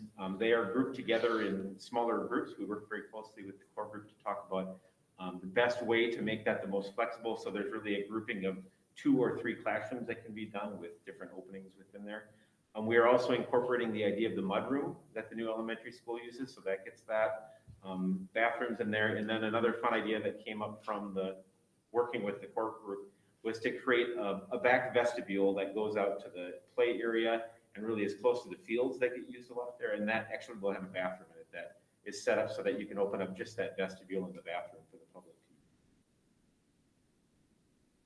The outside of the building, we're really working to blend in with the existing building. So you can see it has a lot of the same materials and design as that. As we move inside then, this is a view of the new opened up Learning Commons. So we're actually standing in what right now would be a hallway at the corner of one of those. And you can see that we've left kind of the center portion of the wall, which you can see on the right center. But then when you look to the left, you can see right through to the tree in the center of the Learning Commons there to really flow. And each one of those openings aligns with the pod openings. So again, a nice flow back and forth from the classroom areas. This is another view inside the space. So we're preserving the tree. The ceilings will be there, the soffit that's around there, but then everything else around that is really being transformed. One more view of that central area. And then this is a view of the new classroom pod in that flexible learning area. So on the right, you can see the fronts of the classroom. There's, again, that visibility and doors that open there. On the left side, then there's some small group space and some niches built into the hallway there. Sure, there's a question. Just real quick, Otter's been my liaison school for a long time, and they've spent a great deal of effort and done a lot of cool things with their outdoor classroom. So how did this new plan tie in with the outdoor classroom? Is that on the north side of the building? Yes. I think it is, yeah. We talked about that in the design process. That actually was one of the first places for our classroom additions. We were thinking they might go between these buildings. And in working with them, we talked about moving that and opted to go to this spot so we would avoid that. There are connections between what we're doing and that. We are actually creating some outdoor spaces outside each classroom. So there's going to be a sitting area that is adjacent to or a part of the playground area. So in essence, we're making, I think it's 3 new smaller outdoor classroom spaces on the playground side of things too. So they we're- still have their grasslands and all the things they've been working on. Yes. I just wondered if the outdoor exits made it easier to get to. Sure, yep, we have that new vestibule in the playground, and then you can get out the end of the addition as well to go around that way, so for sure, yes. Cool. Thank you. But I just had a quick question. That's all right. Can? For the auto lake, has that started already then? The construction's working? We're in the bidding phase right now, so we- Okay, so then, well, my question was, because I was a little confused, will that open in the winter of 22, 23? the plan is to have it open, and AJ, help me out Yes, if it I'm is wrong. 22, 23. Okay. Oh, so we have it wrong on this slide. Yeah, I'm I'm sorry. sorry, confused. I'm sorry, I didn't mean to call you on it. I just. No, that's okay. I'd rather have it be Okay. correct. Thank you for correcting me. Thank you. Thank you. All right, then we'll hand it over to AJ. All right. Yeah, now do a turn little this time. construction update. Yes. So first up, we have the new elementary school. So that's a new 101,000 square foot building along with on and off-site improvements at about $43 million in project costs. So construction started this spring. Some of the milestones for work completed that we have are second floor concrete topping in areas D and E. Some of the work in progress that we have going on outside right now are electrical underground in area A. There we go. So electrical underground in area A, turf and native preparation and seating on the north end of the property. We've got metal roofing trusses and decking being installed in area A as well. We have a lot of the exterior enclosure with the wall framing, brick veneer, weatherproofing, spray foaming, as well as roof blocking for the Hunter metal panel installs. Some of the work upcoming out there, we've got roofing in area D, which I think on the next picture you might be able to see that big metal deck there that's going to be getting covered with the insulation and membrane, and then as well as interior metal stud framing. So I think we can play that video now. And are we supposed to have them play, or do we play it from here? We do, okay. Yep, so we're gonna play a brief video here, recently taken at the new elementary school to show construction status.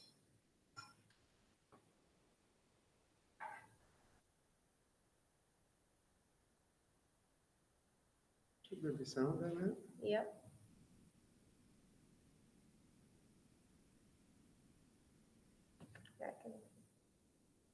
I'll go back and maybe we can Start over? Try it. It should be on.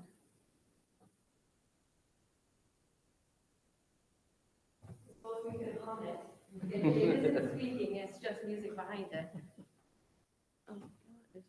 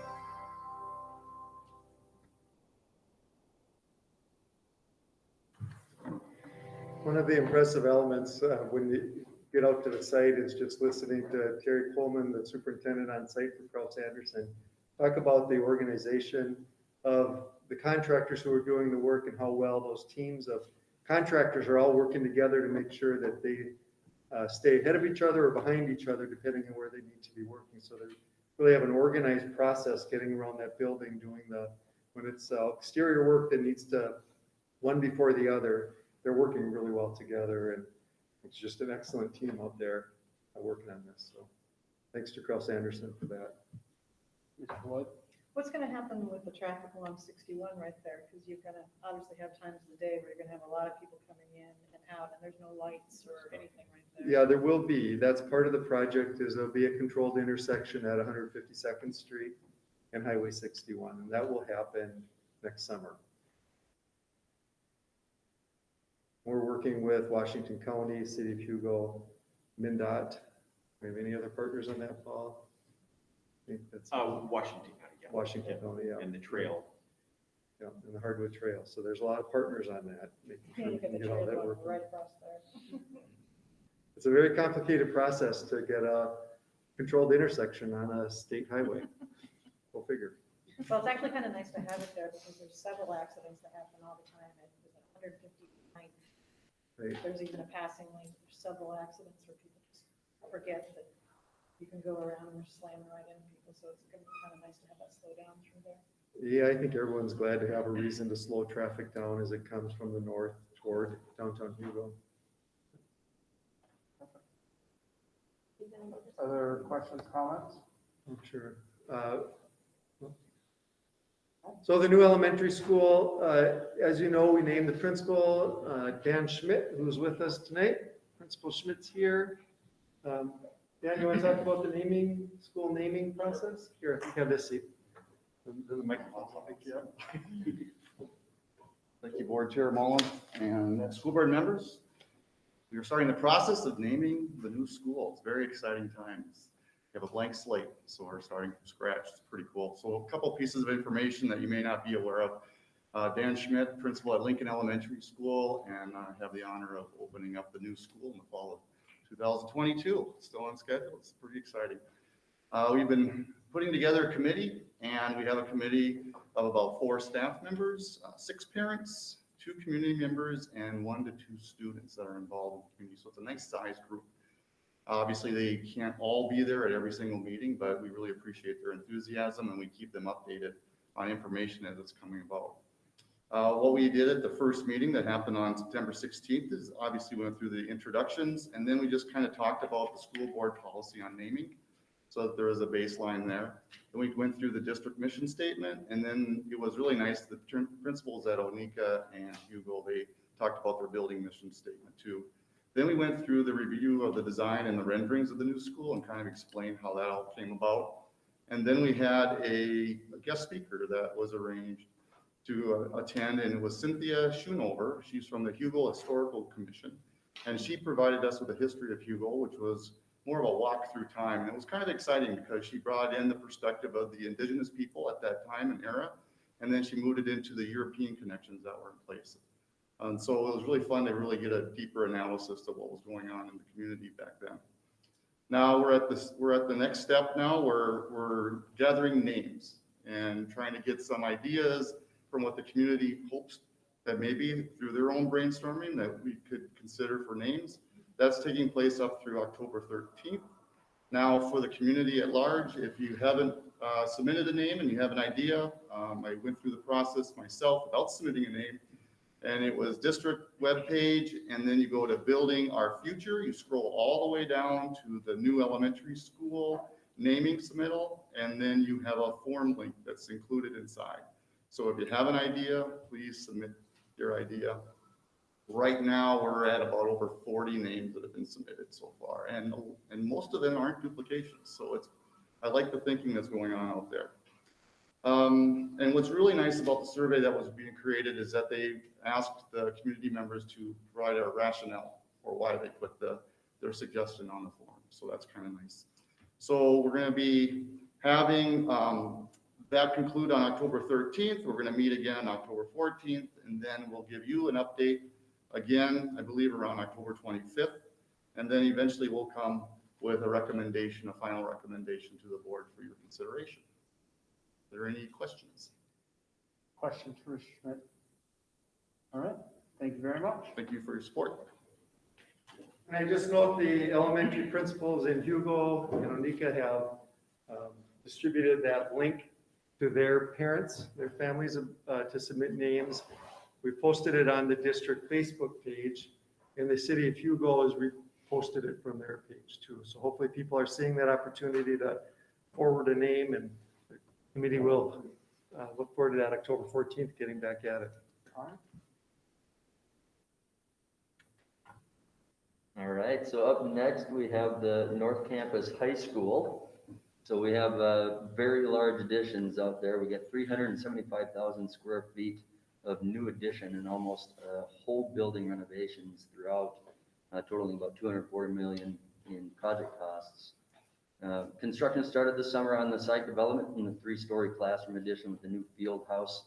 We've actually started in the excavation portion of that now. So some of the major milestones that we've got for work complete out there is deep dewatering and deep sanitary along the north and west sides of the project. We've started excavations for footings and foundations in area L and moving into K. So that's moving north around the circle there. So we're working on forming and reinforcing and pouring those footings and foundations in area L. We're also doing a lot of existing tunnel work, so we've got a lot of new electrical conduit reroutes and mechanical items that need to be cleared out for replacement. For the site work, we've got aggregate base going on for the new stadium, which you can kind of see in the next, no, it was that picture, sorry. Right there, that's the sand sub base, but we've got aggregate going in on top of that now, along with trench drains and athletic equipment for that new stadium. Some of the work upcoming, so we're moving into area N, M, and L for structural steel, hopefully starting the second week of October. We're currently excavating for the footings and foundations at that new field house. We've got a giant hole opened up out there again. Demolition prep for the existing boiler room and field house building connection as well. So we can play that video.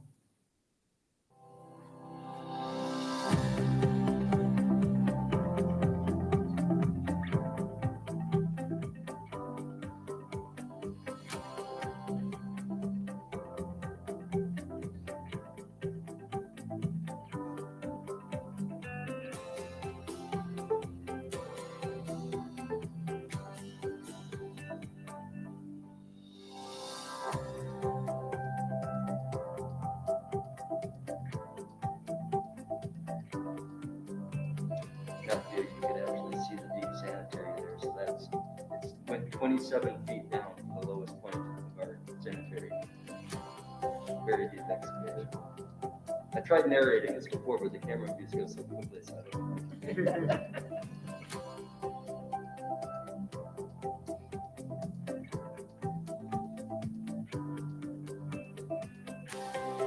So that right there is the building pad for where the new field house is going to be, which is currently excavated.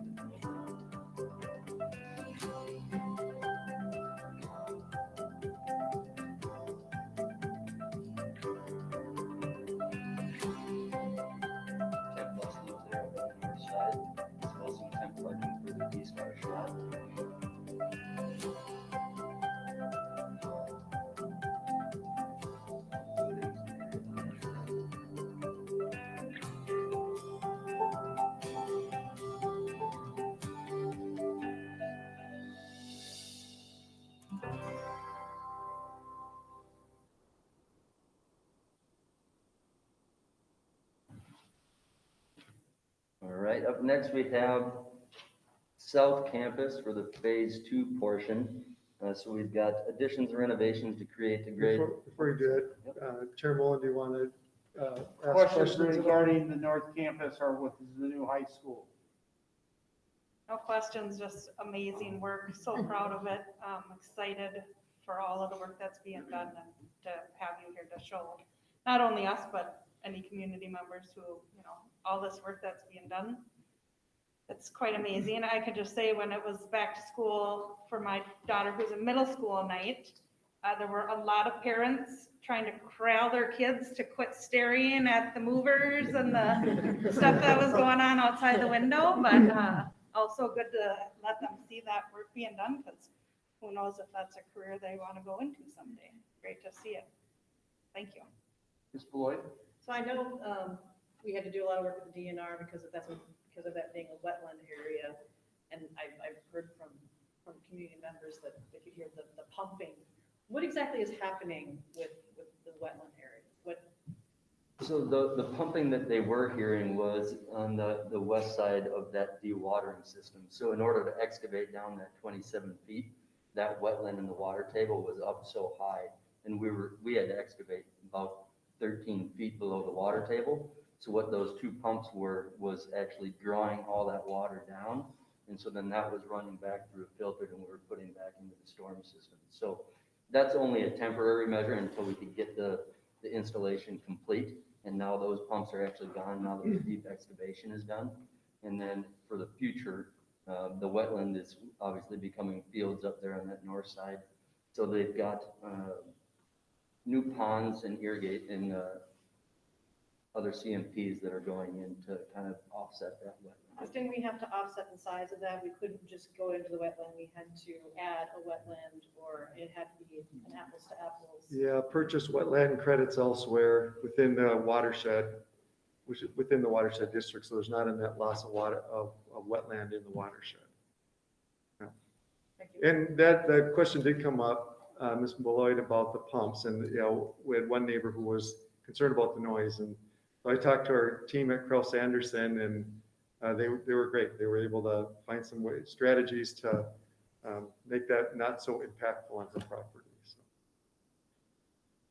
I feel like we should just clear up some terminology. The pumping really wasn't about wetlands, it was about keeping the trench from flooding. We are doing the wetland mitigation, but it's kind of actually a small part of things. It wasn't very much space that we did our best to miss them in the design for the most part. I know we kind of had to do the same thing in Hugo too, because everything in Hugo is a wetland, it seems. So I know we had to do the same thing, working with the DNR to offset some of that, correct? Yeah, we didn't have to buy any wetland credits there. We just had to make sure we measured well and that we retained water off the site and had good plans for that. So there was a lot of work with wetland there as well, just to make sure that we weren't impeding on the wetland areas. At the new elementary, we're not covering any wetland up. There's stormwater control, but all the existing wetland we stayed away from. The officially designated wetland.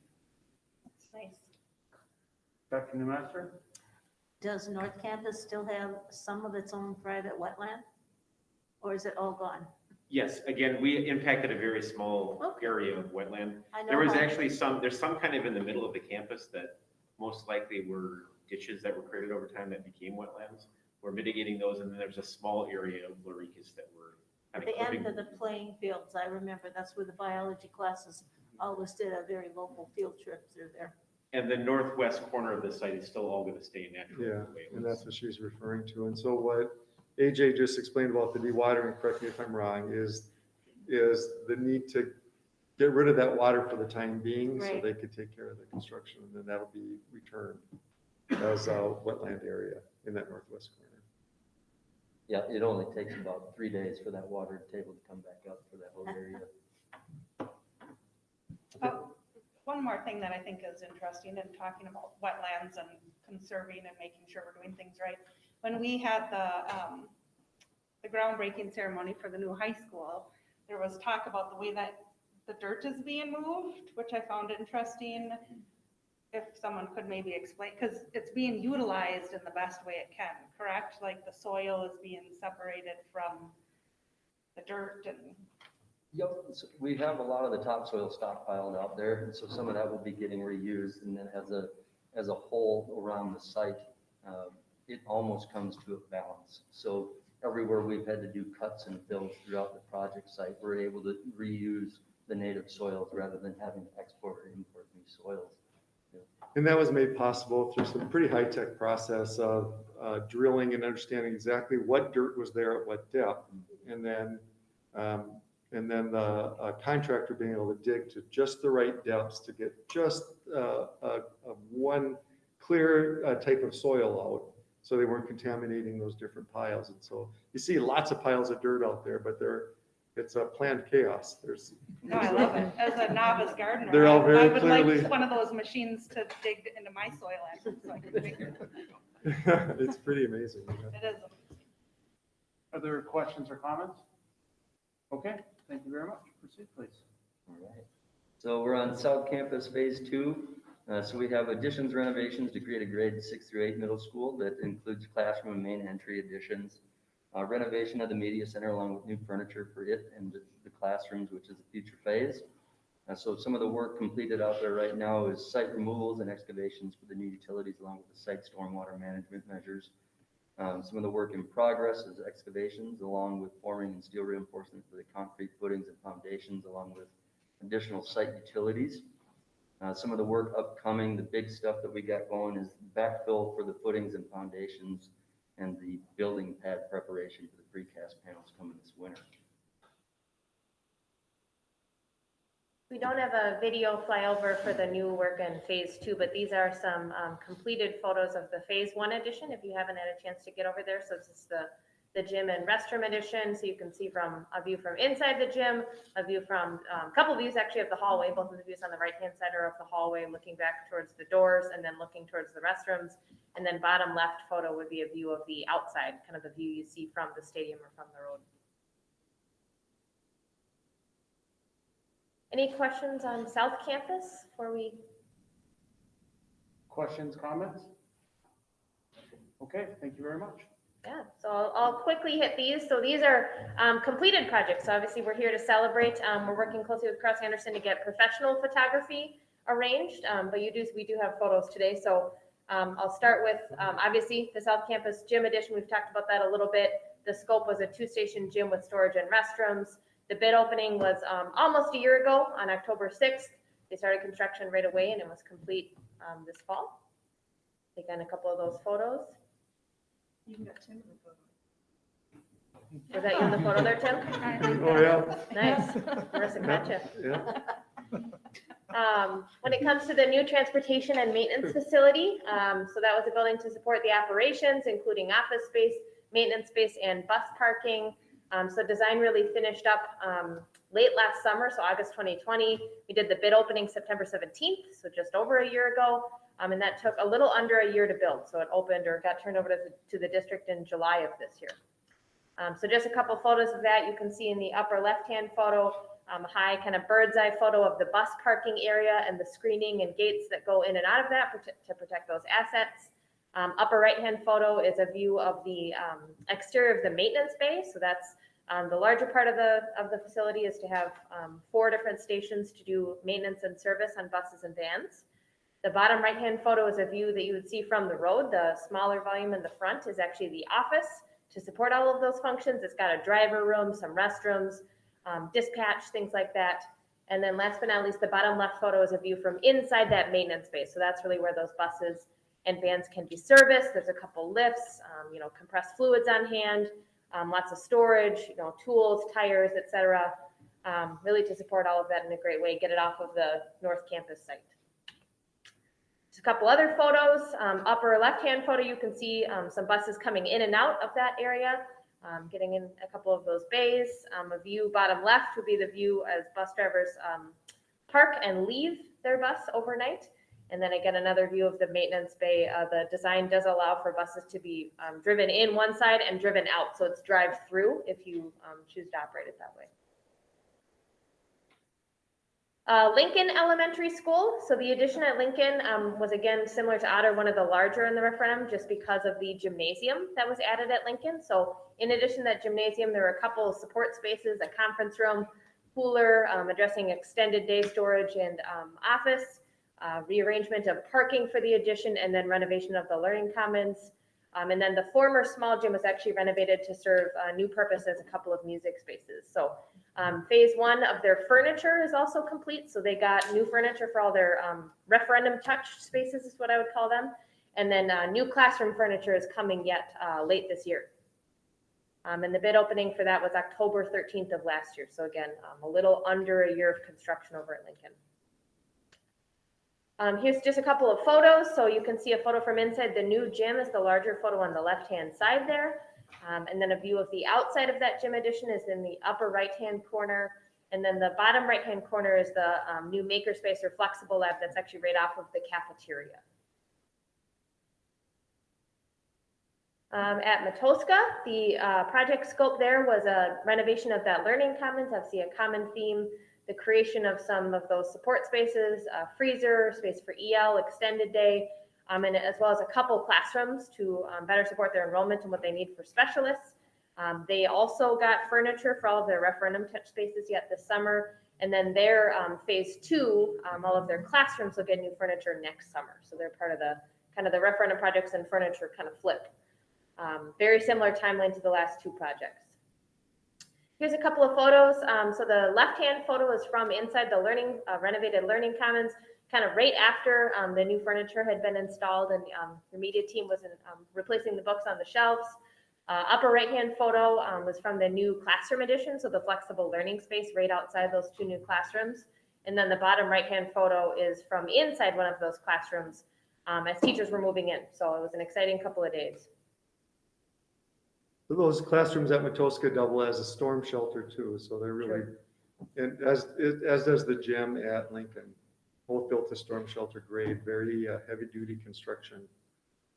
That's true, and that's a good point, Tim. The addition at Otter Lake that you saw the design of earlier, the classroom edition portion will be designed to storm shelter as well. At Vadnais Heights, the Learning Commons renovation, as well as some renovation to create appropriate space for extended day and orchestra, as well as the creation of a freezer that the building didn't have, was the main scope. Very similar in regards to overall timeline. Got furniture for referendum touch spaces this year. Classroom furniture will be next year. Here's a couple of photos of that. So the left-hand photo is a view of the renovated Learning Commons from the hallway. So again, that physical connection and transparency to the hallway. We've got in the upper right-hand, actually both of the photos on the right-hand side are from inside of that Learning Commons, really highlighting, featuring the flexible furniture, which I would say is getting rave reviews so far from what we've heard at all the sites. So that's a great outcome to have. And then last but not least would be Willow Lane. So the Media Center renovation, or Learning Commons, I should say. Again, orchestra and freezer space, other common themes that the buildings were lacking. And they got furniture for their referendum touch spaces yet this summer. So you can see here on the left-hand side is a view from inside the flexible lab that will also be used for orchestra at the times of the day that that is needed. And the flexible space that's inside that, you can see a feature there in the ceiling. They've got those drop-down cord rails so that they can do activities at the tables without having power on the floor. Upper right-hand photo is what you see of the Learning Commons from the main hallway now. So it's very prominently featured, on display, physically and visually connected. And then last but not least, the bottom right-hand photo is a view of the exterior of the addition there. So this is a project that's very similar to the Lake Airs project you saw earlier, just because they're the same floor plan building, so just done a little bit different. This is a good slide to point out a few things that were important to the committee as we talked about what were those big buckets that are important in all of our sites. And one is that media center, which we rebranded as a Learning Commons to be the center of learning in a school. And so by opening it up, it's no longer just a room behind, where you shut a door and it's a quiet space. It becomes the center of learning and student life in a school. And you'll see that as you enter our elementary schools that have completed their projects, that the Learning Commons is a much more highlighted space in the building. And then the multi-use classroom, we've talked about a space to get messy and with water access, a space with where a maker space can be functional. And so each of our classrooms or schools will have something that looks a lot like this. This is pretty typical of what they'll look like, where that kind of messy learning can happen. So when we talk about next steps, my eyes aren't good enough to look that direction. I gotta go look this way. Oh, thank you. So obviously Birch Lake, Otter Lake, and Lake Airs, we just talked about that they have new classroom furniture. The phase 1 elementary projects are substantially completed. Transportation facility is substantially complete. And the phase 2 elementary projects is going to procure materials and start construction next spring. We'll be receiving the bids in about the next month or so. And then South Campus will actually have all of its referendum scope besides its furniture complete next fall. So, and then obviously the Unified High School, the stadium will be complete for fall of 2022. And phase 1 construction at the high school, which comprises the main classroom towers and the field house, that's where you saw the video had the footings and foundations underway, will be completed in January of 2023, which will sneak up on us, I'm sure. And with that, we would thank you for all the time. I know it was a lot to go through. Thank you very much. Questions, comments? Ms. Elson?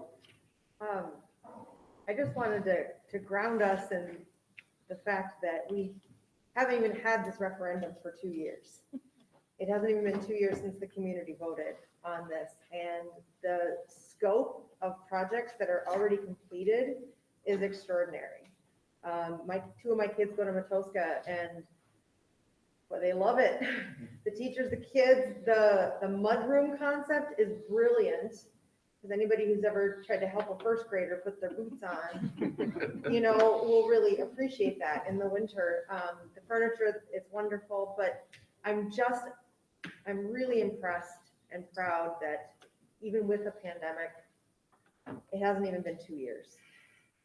And there's so much good work done, so much needed work. Everybody that I've talked to who has any connection with Lincoln, like former students, current students, former teachers are like, the gym, finally the gym. So I'm really grateful. Thank you for all this work. Thank you. It's been an honor. We've been having a lot of fun doing it, so. And there's two people on our team that we should highlight, and they're not here tonight, is Dan Rozier, Director of Facilities, and then Kevin Fernandez, who's our project manager. And the team at Wold and Kraus Anderson know them well because they're intimately involved in every discussion every day to make sure that everything's come along just right. So just want to give a shout out to those two because they've been fantastic. Yeah, thank you so much. That's wonderful. I'll have to get to Lincoln because I can say that I won't say when I was there, but I was a student there, and it'll be nice to see a different cafeteria gym space in that building. Well, I don't think you opened it, right? Pretty close, pretty close. Sometime between now and then. To be determined. The board members can't in case anyone was confused. Other questions or comments? Thank you all very much for your work. We really appreciate the update. Yeah, thank you for the time. Thank you. Thank you, guys. Yeah. We'll now move into our next agenda item, B3, which is the world's best workforce and achievement integration. Dr. Gillespie. Good evening, Chair Mullen, members of the board. Starting to get complex, you often put me at the end of the meeting after you've had a really long agenda. So we're going to be excited to talk about this. So I have two of my colleagues with me, Dr. Melinda Fierro, who's our Research Evaluation and Assessment Coordinator, and Dr. Davis, who you met earlier, and you met our Director of Equity and Engagement. And we're going to talk about World's Best Workforce and our achievement and integration.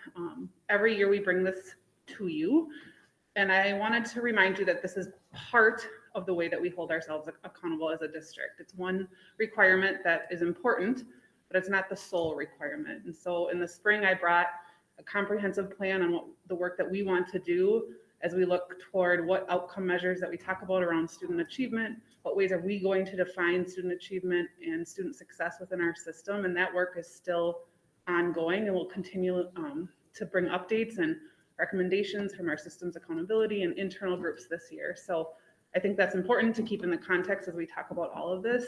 And then we will do our best to infuse actions that are occurring in our system to respond to areas that we know we need to improve on for every one of our students. And I think and know that we have dedicated people that are excited about the work that we're doing. How do we align the teaching and learning experiences to these amazing facilities that we just heard about? And so there's just a lot of work, but I'm being really intentional about making sure we're constantly bringing updates to the board. I know it feels like I've been here a really long time, but I actually just finished my first year in this position. Yes, I know. Wayne says I can't say first year anymore, but I'm holding on to 2 years. And so just know that that work is really important to me as we really celebrate the work that we have done in our district, but also how we get better for our community. So we're going to start with World's Best Workforce, and then we'll go to Achievement and Integration. Okay, yep, I will do this. Okay. All right. Okay, so just a reminder, the 5 goal areas under World's Best Workforce are all children are ready for school, all third graders can read at grade level, all racial and economic achievement gaps between students are closed, all students are ready for career and college, and all students graduate from high school. So the first goal area is all children are ready for school, and our goal for the end of the 2021 school year was that 75% of our 4-year-old preschool students that are enrolled in a White Bear Lake area schools preschool program, that's an important distinction, will demonstrate kindergarten readiness by being able to accurately verbally count to 20, and will be able to recognize at least 10 upper and lowercase letters, especially the ones in their own name. This goal was met. 75.1% of students were able to count verbally to 20, and 85.2% were able to name at least 10 upper and lowercase letters by the end of 2022. Chair Mullen, do you want to, each area is a little bit unique. Do you want us to do the whole overall and take questions at the end? I or think how- that would be best as far as timing goes, and Yep. then be able to answer questions at the end. Okay, no problem. Thank you. All right, so second goal areas, all third graders are can read at grade level. This is a 3-year goal that we set. The MCA MCA 3 reading assessment 4 in 2019 was 62.6%, and we set a 3-year goal of reaching 68.1% by June of 2023. Well, as you know, MCA 3s were not given in the spring of 2020 because of the pandemic. They were given this spring in the spring of 2021. Our overall third grade proficiency rate was 54.6%. However, that was also accompanied by a 14.6% drop in participation. We typically in White Bear, we have about a 99% participation rate with our MCAs. And depending on the grade level, it was anywhere between 30% and 75%, roughly, this past spring. So a few things to point out. 68.1% was our goal prior to the pandemic, and so that is why that continues to be our goal.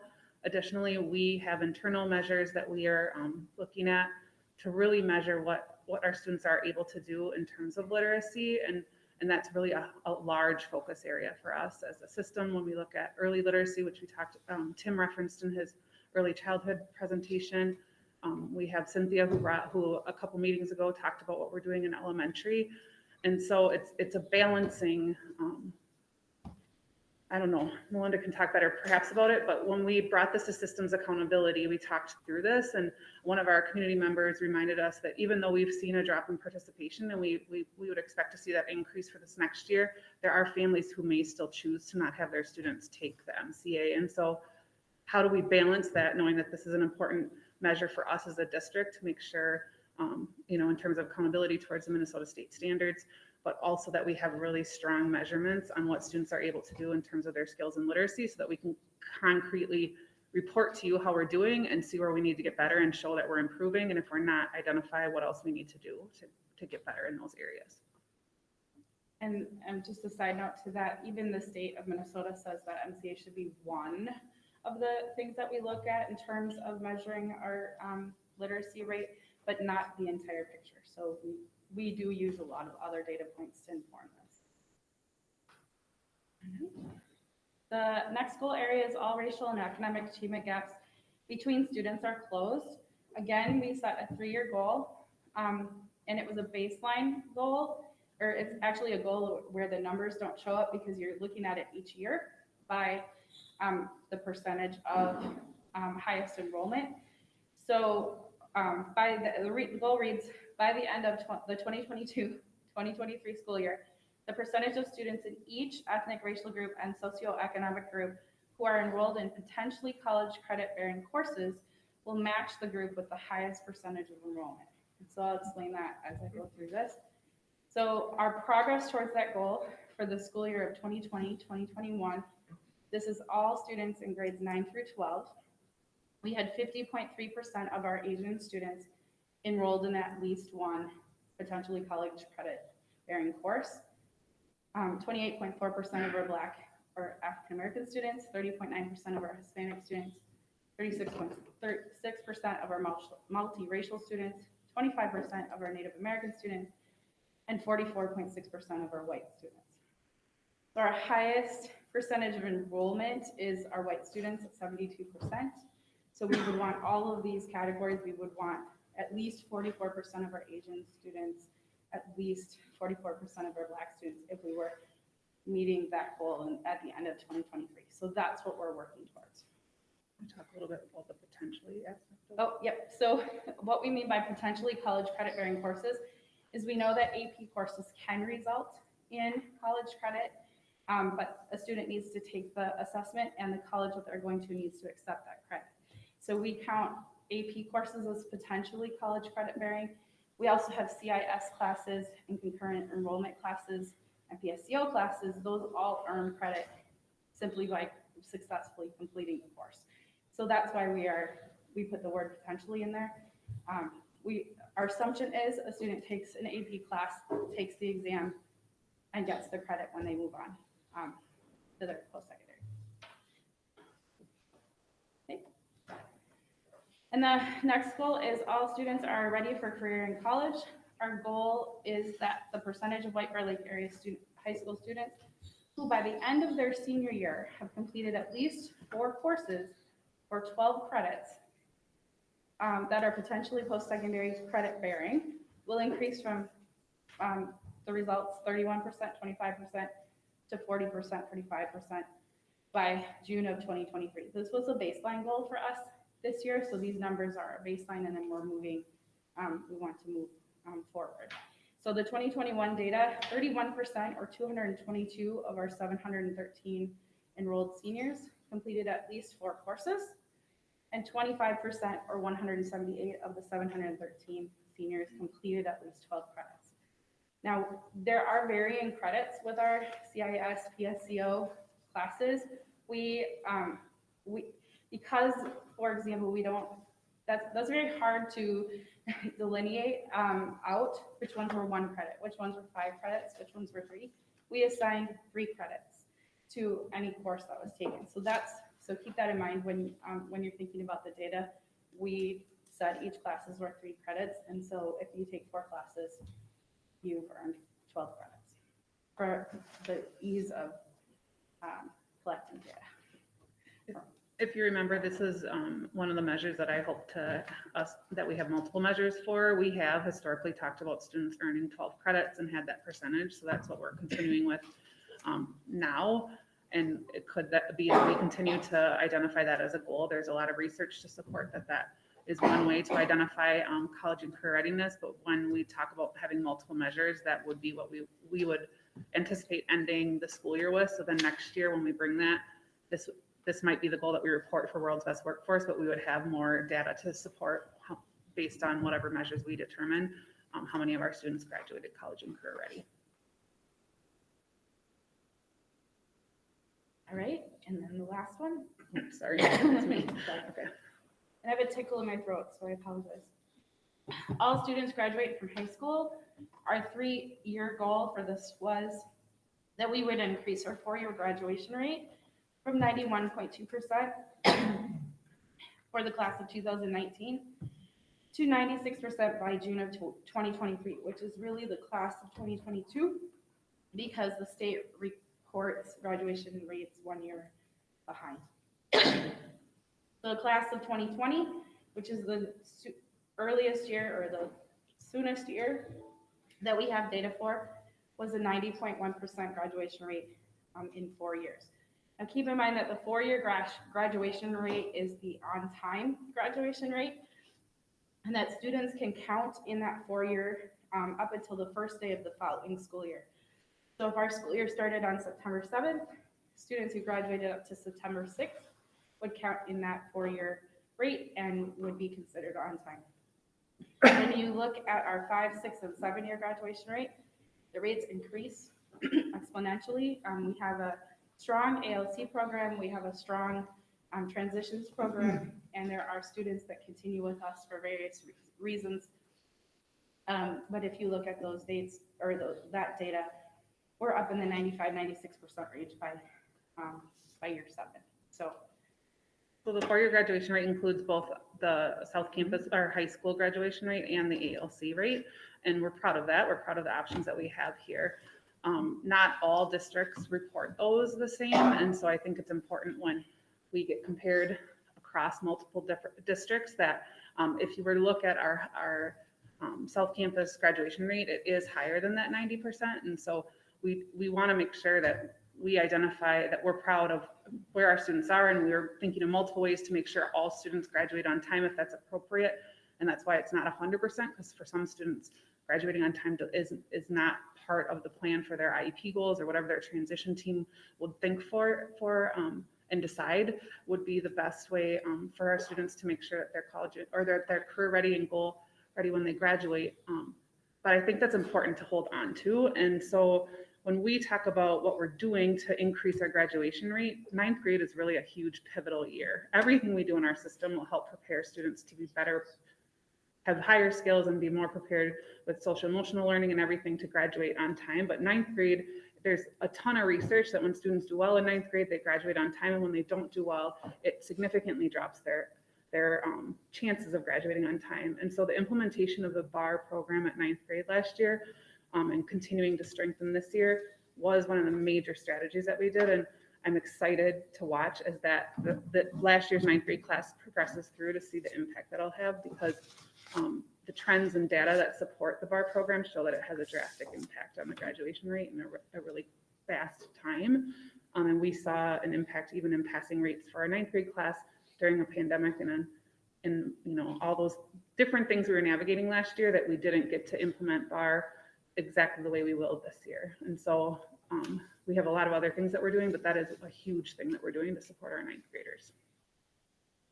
Melinda, do you know the South Campus graduation rate off the top of your head? Off the top of my head, I don't, but I can get I that. believe it's 96 or 97%. I believe it's 97%. It's up there. Yep. So that gives some context to these figures as well. Yep, I can get that, but I don't have that. All right, so I'm moving into our 2021 to 2023 goals. Many of these are going to look very similar to the goals that we just talked about, because like we said, we planned 3-year goals. The one goal that is shifting is our all children are ready for school. We have implemented our fast bridge screening, universal screening that you may have heard about in other conversations across the district down to kindergarten, starting with this fall. And so those are tests that are designed, assessments that are designed for the developmental age of kindergarten and first grade. And they're really from the perspective of a kindergartner or a first grader who's taking the assessment. They don't feel like assessments. They're really conversations between the teacher and the student, much like any other classroom assessment that they're doing. The difference is the teacher records that information, and we're able to kind of look at it holistically. So some of the same concepts that you saw in the previous goal are in this goal. In other words, letter naming is one of the subtests in that composite, and there is some counting in the math version. And so we're getting a more holistic picture beyond just letter names and math counting for our students by having everyone take the entire composite test. And so our goal is a baseline goal. 75% of all of our White Bear Lake area kindergarten students who were enrolled in a White Bear Lake area schools preschool program will demonstrate readiness for school by earning a fast bridge early reading composite score of 25 or higher by fall of 2023. And then our third grade goal is staying the same. As we mentioned before, it's based around the MCA reading assessment, and we want to increase from 62.6% to 68% by June of 2023. Our racial and economic achievement gaps between students goal is also the same. We're looking at increasing the participation of all student groups in courses that can potentially earn them college credit as they move on. All students are ready for career in college. This goal is staying the same for now also as we work through the tiering that we want to do and the multiple goals. But like I said, we had baseline data from 2020, 2021, and we're working on increasing the completion rate of our students in these courses. And our high school goal is staying the same. Increase from 91.2% from our class of 2019 to 96% by our class of 2022. Questions? Dr. Arcan. I just have a quick question or maybe a curiosity on the, by the end of the 22-23 school year, percentage of students and ethnic, racial groups and social economic groups who are enrolled in college credit courses. Do we know there's an opportunity gap in the success rate then? Because I don't want to be setting kids up for failure if we're not providing the supports for them. So do we know, is there an opportunity gap between the different groups when they take those college courses? So we will talk a little bit about that when we talk about achievement and integration, because that's one of our goals is to look at students earning a C or higher. That is our, we are looking at grades across our whole system. I know that tonight, but we can look even further into it. Thank you. Yep. Other questions, comments? Ms. Thompson. In regards to the testing that third graders have to take, and you kind of touched on that we don't only use the MCAs, because not all kids are good at sitting at a computer all day, and some kids get the test done faster and others takes longer, and it can be hard for some kids to take that test that way. I personally am not the biggest fan of them. I understand why we have to do them. What are some of our other measures we do? Because if a kid doesn't do well on that, it doesn't necessarily mean that they aren't able to read or understand it, but they're sitting in front of a computer and it's, not everybody handles those kind of tests properly. So what are some other ways that we measure to make sure that that child is learning and is able to read, and what other sources do we utilize? So we have our FastBridge screeners that we give 3 times a year. They're, I mentioned the early reading and early math. As you move up in grade level, they change over to an adaptable assessment that meets the student where they're at and answering the questions.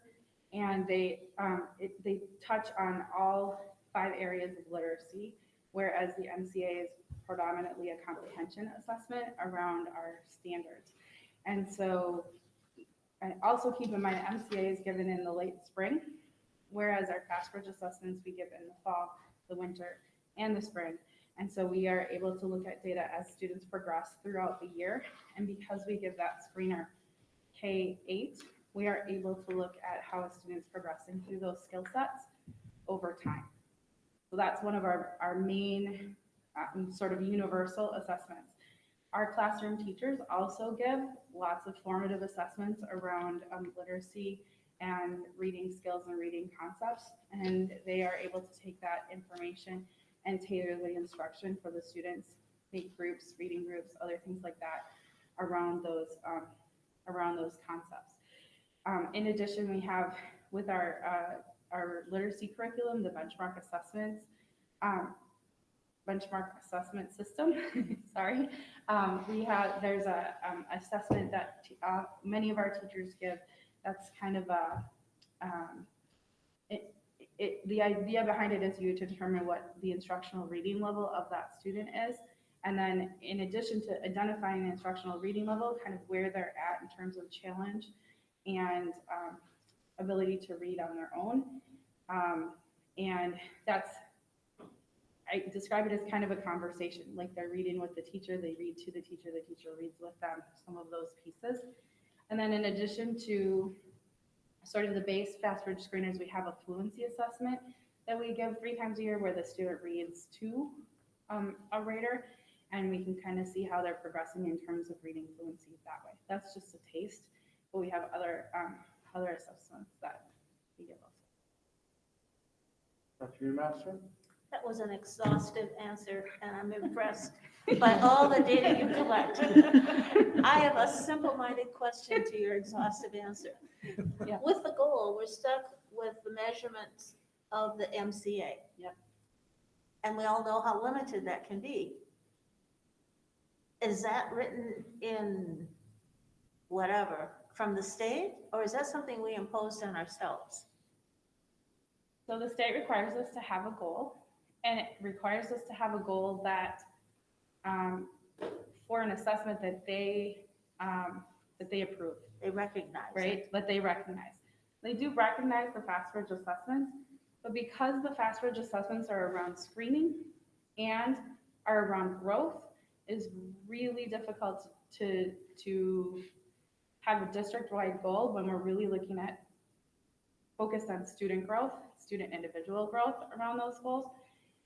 So we've shied away from using Fast as our goal base. There aren't a lot of other options from the state right now. Good answer. Sad. Thank you, Dr. Messer. Other, Ms. Beloit? Yeah, I just had a comment, because this is what just irks me about the NCAs, is it doesn't show growth, and each year when you're looking at those things, you are not looking at the same cohort of students. It's a completely different group of students. And the growth factor seems to me to be the most important thing, because we have students who are still learning, English as a second language, or we have those kinds of situations, and that growth is what's the most important. If there's no growth, then there's an issue. But if you're seeing lots of growth, you can still have lower MCA score, but you're seeing exponential growth. Those things don't assess that, and they don't show those things. But I know we have other exhaustive assessments that you went through, so. That's a very Appreciate that. good point that you bring out about the fact that from year to year, our third grade MCA proficiency rate is a completely different group of students. And so we use that with a grain of salt, right? We look at that information as a holistic kind of dipstick as to where we're at. But our principals and our school leaders look at a wide variety of information, including how the cohorts perform on MCAs as time goes on. So the third graders in 2019, how did they perform? Well, they didn't take it in 2020, but the fourth graders in 2021, how they perform as fifth graders in 2022. So that is definitely something that we look at. It's just not reflected in our World's Best Workforce Goal.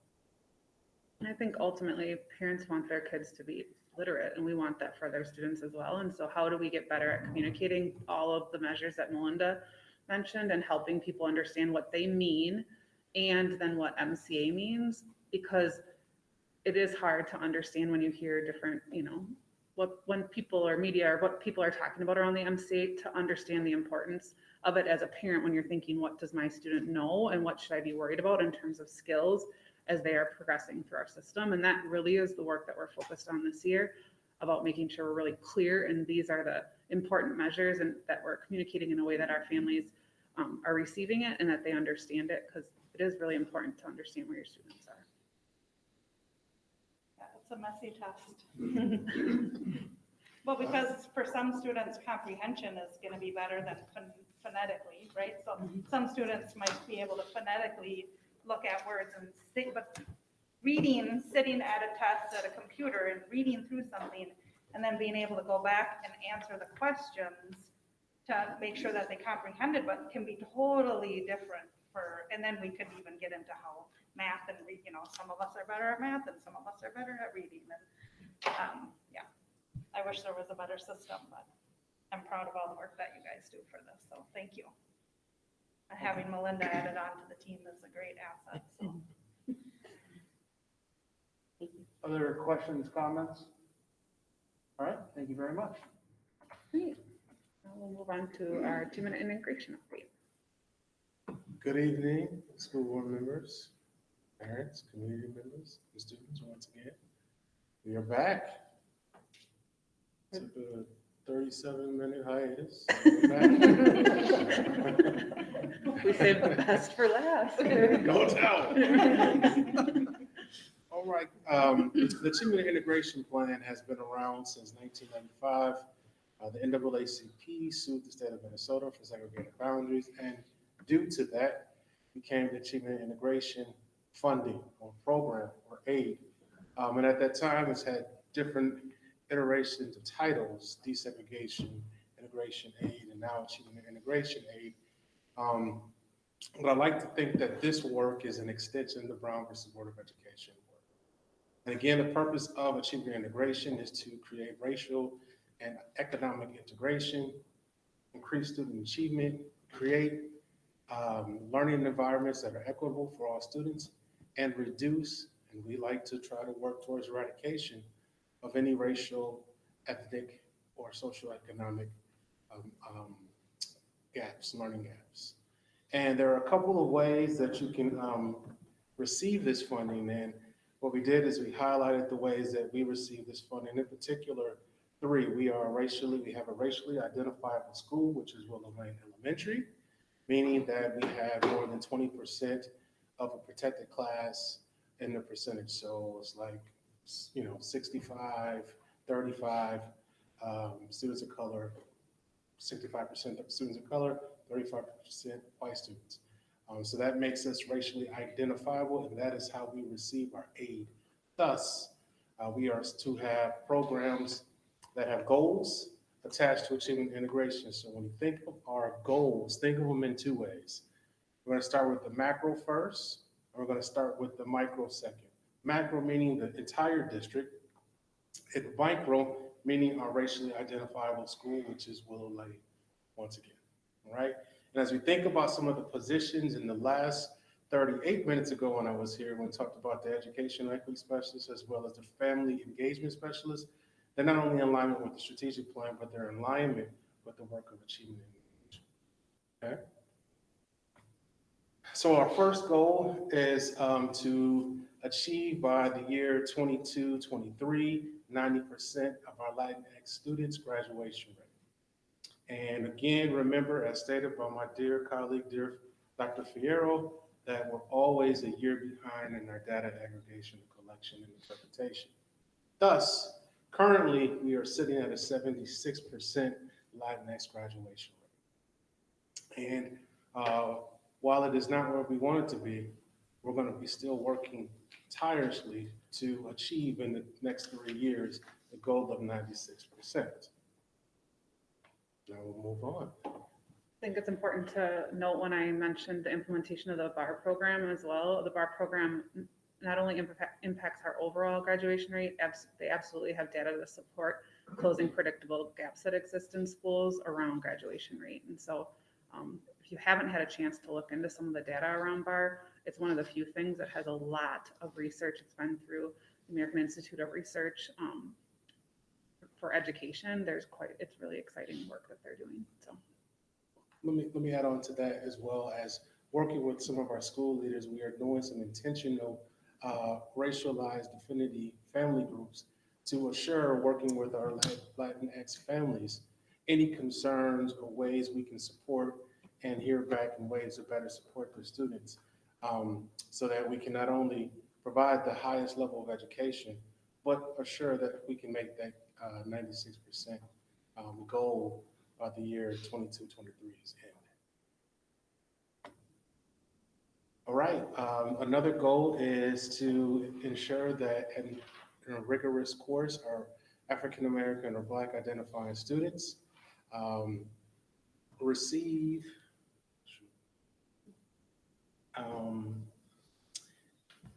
70 or 100%, or 100% of our students receive a C or higher that identify as Black. And great news to report that we have 85% of our Black students receiving a C or higher in their coursework.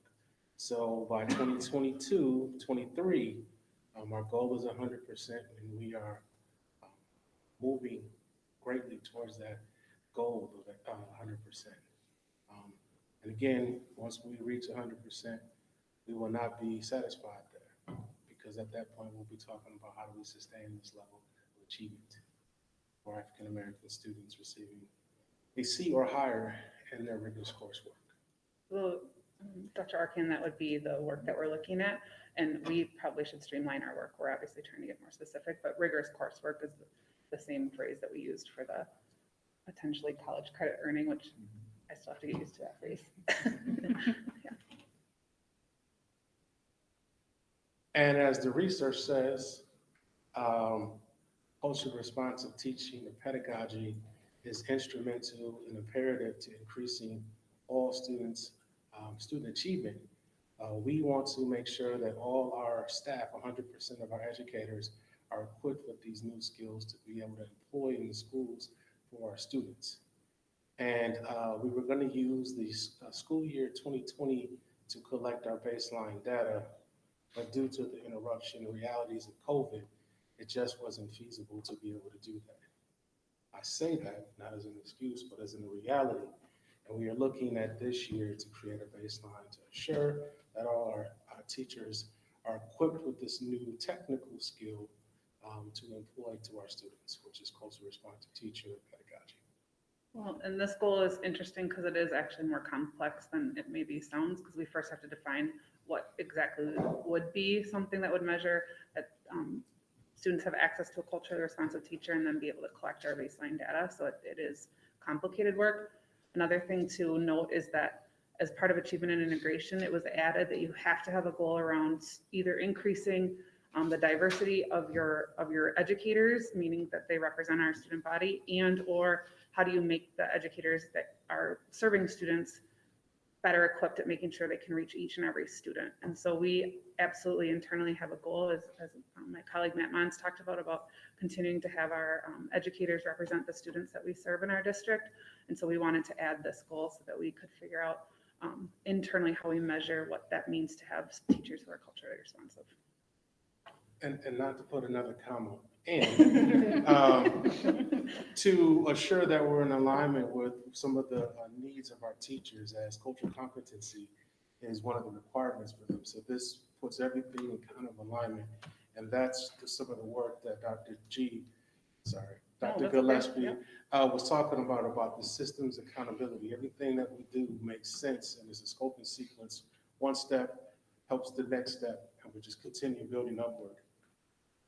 All right, so as we think about those three goals were imperative to the macro level. This is what we're going to do for the entire system.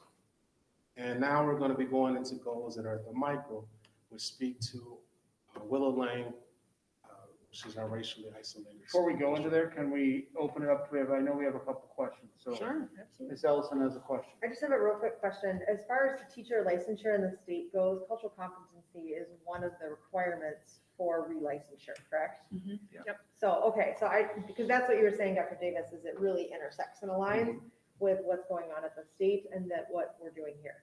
Yep. Right, okay. I just wanted to clarify. Any other questions regarding, I'm sorry, go ahead, Dr. Davis. I was just going to say, under the leadership of Dr. Superintendent Wayne Kazmierczak, as he thought about this department, as he thought about my position, as he thought about what he put underneath me, the supervision of achievement and integration, being in compliance, but also being in alignment with the state's work towards equity, as well as the district's work and strategic plan towards equity, also coexists in alignment. So everything is purposeful, everything is intentional, everything coexists. There's an intersectionality between everything. Dr. Arcand. So my question would be, as we get our teachers trained in our culturally responsive teaching, I'm assuming then the next steps would be that administrators could identify that in walkthroughs, and then it will be actual part of their yearly evaluation plan. You're correct. Yep. This year we'll work with our teacher development and evaluation committee to relook at our evaluation tool and all of that, again, to make sure things are aligned so that we're supporting and giving quality feedback. The only thing that I'd add to that is we already have some of those walkthrough protocols. Yep. So we do have the protocols now. There's different things depending on kind of building or create, level initiative. And so that won't be new to us, but we are looking to redefine those walkthrough parameters. And really what I anticipate we will see is that we're bringing clarity to it, but we absolutely are not starting in terms of professional development for our teachers. Thank you. Okay. Other questions or comments? All right, thank you very much. All right, so now we're in the portion of the racially isolated or identifiable school, which is Willow, some of their goals. And they have 3 goals as well. And the first one was around what Dr. Fierro talked about, this literacy fast fluency assessment. So we want to make sure that 100% of our students at Willow are reading above grade level. And currently, we are at 46%. And again, we are early in the process with a reality of the pandemic, COVID-19, interrupting learning to some degree, not fully, but to some degree. which has put us at a 46% rate, but we're still working, again, steadfast to our year of 22-23 to achieve our goal. And we also, what is not mentioned up there, we also had transition of leadership within that time frame as well. So our dear colleague, Dr. Principal Chris OG retired, and there was new leadership from Principal Manier in that time frame as well. Again, I don't use these things as excuses. They are realities that make sometimes slow down the work in the speed that we're trying to go in the direction of a little faster. Is there anything that you'd like to add?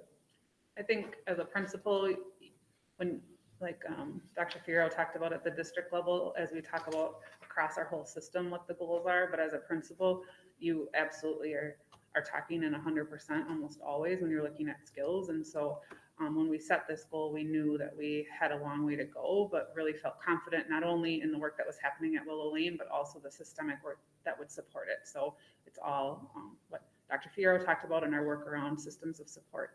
And so we look forward to seeing some large gains for our students at Willow. Dr. Gillespie, can I stop you, Dr. Davis, 1 second? Mr. Chapman had a question. Do we know offhand what the, I mean, here it's 46% for the 20 to 21 school year. Do we know what it was for the 19-20 school year as far as? Offhand, I don't, but I could get that information. Okay. Yeah, I'd like to understand that. Sure. Thank you. And right now, just so you know, we're implementing a new system that'll make it a lot easier for schools and our educators to have that data at their fingertips right now. Dr. Fierro has to work her magic, but we're working that data literacy and data manipulation and ease so that it'll be easier for everyone to grab. And just that this is a good opportunity to do a shout out to David Allison, who does help support a lot of the data flow information from our student information system that then I take and work with. So I just wanted to give him a shout out as he does do a lot. Thank you. And our second goal is consistent with our macro level goal, which we saw in the first section, is making sure that all the teachers and educators at Willow Lane 100% have the culturally responsive pedagogy and teaching, technical skill, professional development. And again, due to the COVID interruption last year, it has been slowed down. Again, slowed down is not stopped. We are working to ensure that we can hit this achievement, not just to be hitting goals, but really because it influences the learning of our students district-wide and at Willow. And then our last goal is, to go around? You got it. Oh, I didn't. Our last goal is to really speak to a lot of the conversation that we've had, spoken to the achievement side, but the integration work still also has to occur. So this particular goal is centered around creating integrated learning environments, meaning working intra. So we may pair with Otter, we may pair with Unica in creating an integrated learning environment.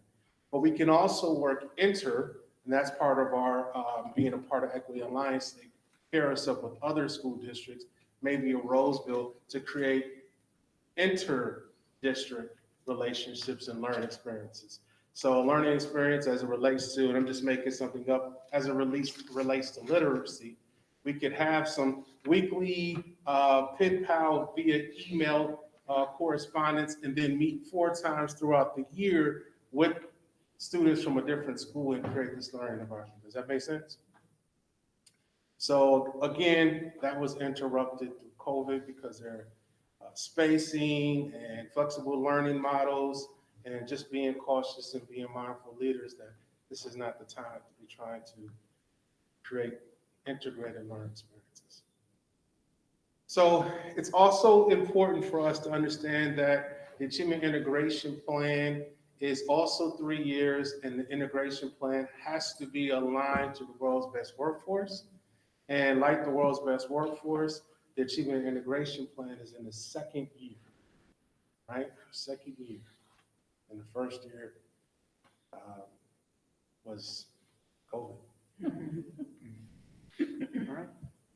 Thank you very much. We'll now open it up if there's any questions or comments anybody would like to make. Dr. Arcan? Yeah, when we look at that literacy goal for Willow Lane and that 46%, that's a huge lift. Doesn't mean we shouldn't do it just because it's hard. The thing I want to remind us all that those formatives are really important, and we need to celebrate each step of the way on there, so that, because those are also big steps for our staff and our students. And that's going to be the important piece to get there, that we continually let them know how successful they are. Absolutely. Thank you. Thank you, Dr. Arcan. Others, questions, comments? Okay, thank you all very much. Really appreciate the update and appreciate the work that you're doing. Thank you very much. Tonight, on tonight's agenda, we have 2 operational items. C1, which is the certification of the 2021 payable 2022 proposed preliminary property tax levy. Mr. Wald, I would assume that this is going to be you, Ms. Johnson. Yes, thank you. And Andy Johnson, our Director of Finance.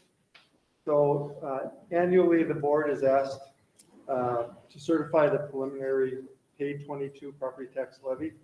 And we certify that to the auditors of Anoka, Ramsey, and Washington County. So these are taxes payable in 2022 or the 22-23 school year.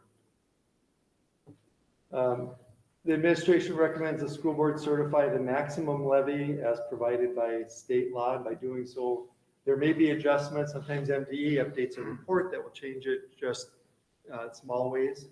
Or if there's changes that the district recognizes we need to make, there'll be some opportunity to do that if the board certifies a maximum levy at this time. The auditors from each county will send out the preliminary tax statements in mid-November, and those numbers will be reflected on our approval tonight.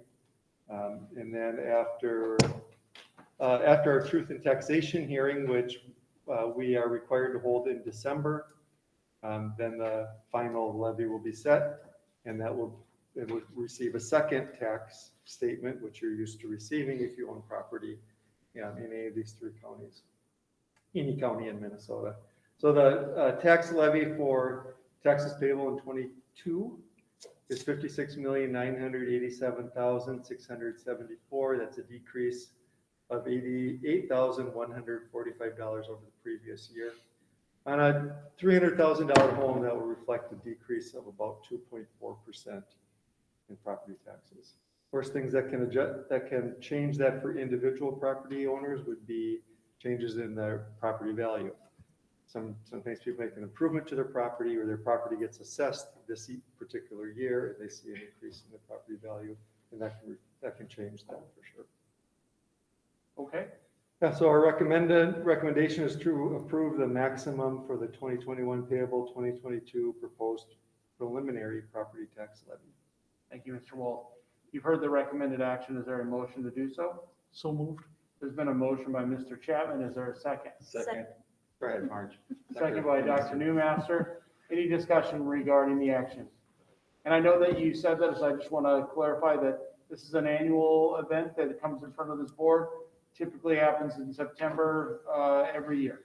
That's correct. Thank you. It's required to be completed by September 30th. Thank you, sir. Ms. Floyd. But I kind of wanted to point out the point when we did this, the 10-year, it was doing this was going to keep, you were going to do it in such a way that was going to keep property taxes stable as we're doing this, and this does that. Right, and that as we make adjustments, and we'll get into the LTFM in just a moment, but as we make adjustments to the levy, one of our goals is to make sure we do our best to keep property taxes as level as possible, and so people don't see a big jump from year to year in their taxes. There are many factors that cause a levy to adjust, and the debt plan that we've developed keeps that portion of it from fluctuating too greatly. But there may be a year where there could be something else that causes it to fluctuate. So as it relates to facilities, yes, that's the plan that we had developed. All right. The calculation for the property taxes, by the way, is the 39-page calculation with 5,000 lines of calculation on it, so. Thank you. Got it. We Right have here. an accountant who can dig through each line as need be to get through them. It's the most ridiculous thing I've ever seen. Honestly. Yep, it's super fun. It's the entire month of September for Ms. Johnson. Thank you. Aneurysm going through it. Is there any other discussion? Hearing or seeing none, this will require a roll call vote. Would ask the clerk to please read the roll. Mullen, Aye. Newmaster. Aye. Thompson, Aye. Arcan, Aye. Beloit, Aye. Chapman, Aye. Ellison, aye. And the motion passes. Thank you very much, Mr. Walsh. We'll now move into our next operational item, action on the revised 10-year-long facility maintenance plan. Yeah, so annually, as we approve our levy and do our best to keep taxes as level as possible, one of the things we do is make adjustments to our LTFM based on what our LTFM needs are across the district. And this year, we approved the LTFM levy in July, and an adjustment in September. We'll be at 3.96 million for FY 22-23. It's exactly $1,088,805.38 below last year's levy for LTFM. Below, you said? Yeah. Okay, thank you. You've heard the recommended action. Is there a motion to approve? So moved. There's been a motion to approve. Is there a second? Motion by Ms. Thompson, excuse me. Is there a second? Second. Second by Ms. Beloit. Any discussion regarding the recommended action? Mr. Chapman? Just a question, how much below was it, Tim? $1,088,000. Thanks. Is there any other discussion? Hearing or seeing none, this will require a roll call vote. Mullen, Aye. Newmaster, Aye. Thompson, Aye. Arcan, Aye. Beloit, Aye. Chapman, Aye. Ellison, aye. All right. With that, the motion passes. And I want to thank you all for putting up with the long evening. I know there was a lot to digest tonight. I want to thank all the staff and everybody that presented for the work that they presented tonight. There's a lot of great things going on in our school district, and I really appreciate all of you. I speak for all of my colleagues. I think we really appreciate everything that you guys do for all of our students and staff. So with that, I will entertain a motion to adjourn. Chair Mullen, I move for adjournment. There's been a motion by Dr. Arcan. Is there a second? Second. A second by Dr. Newmaster. All those in favor say aye. Aye. Opposed? Ayes have it. We are adjourned.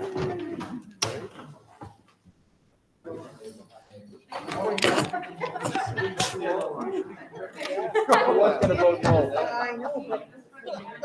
I was hoping, I love the lights on the puppies. Giving up a night to sit here. Yeah.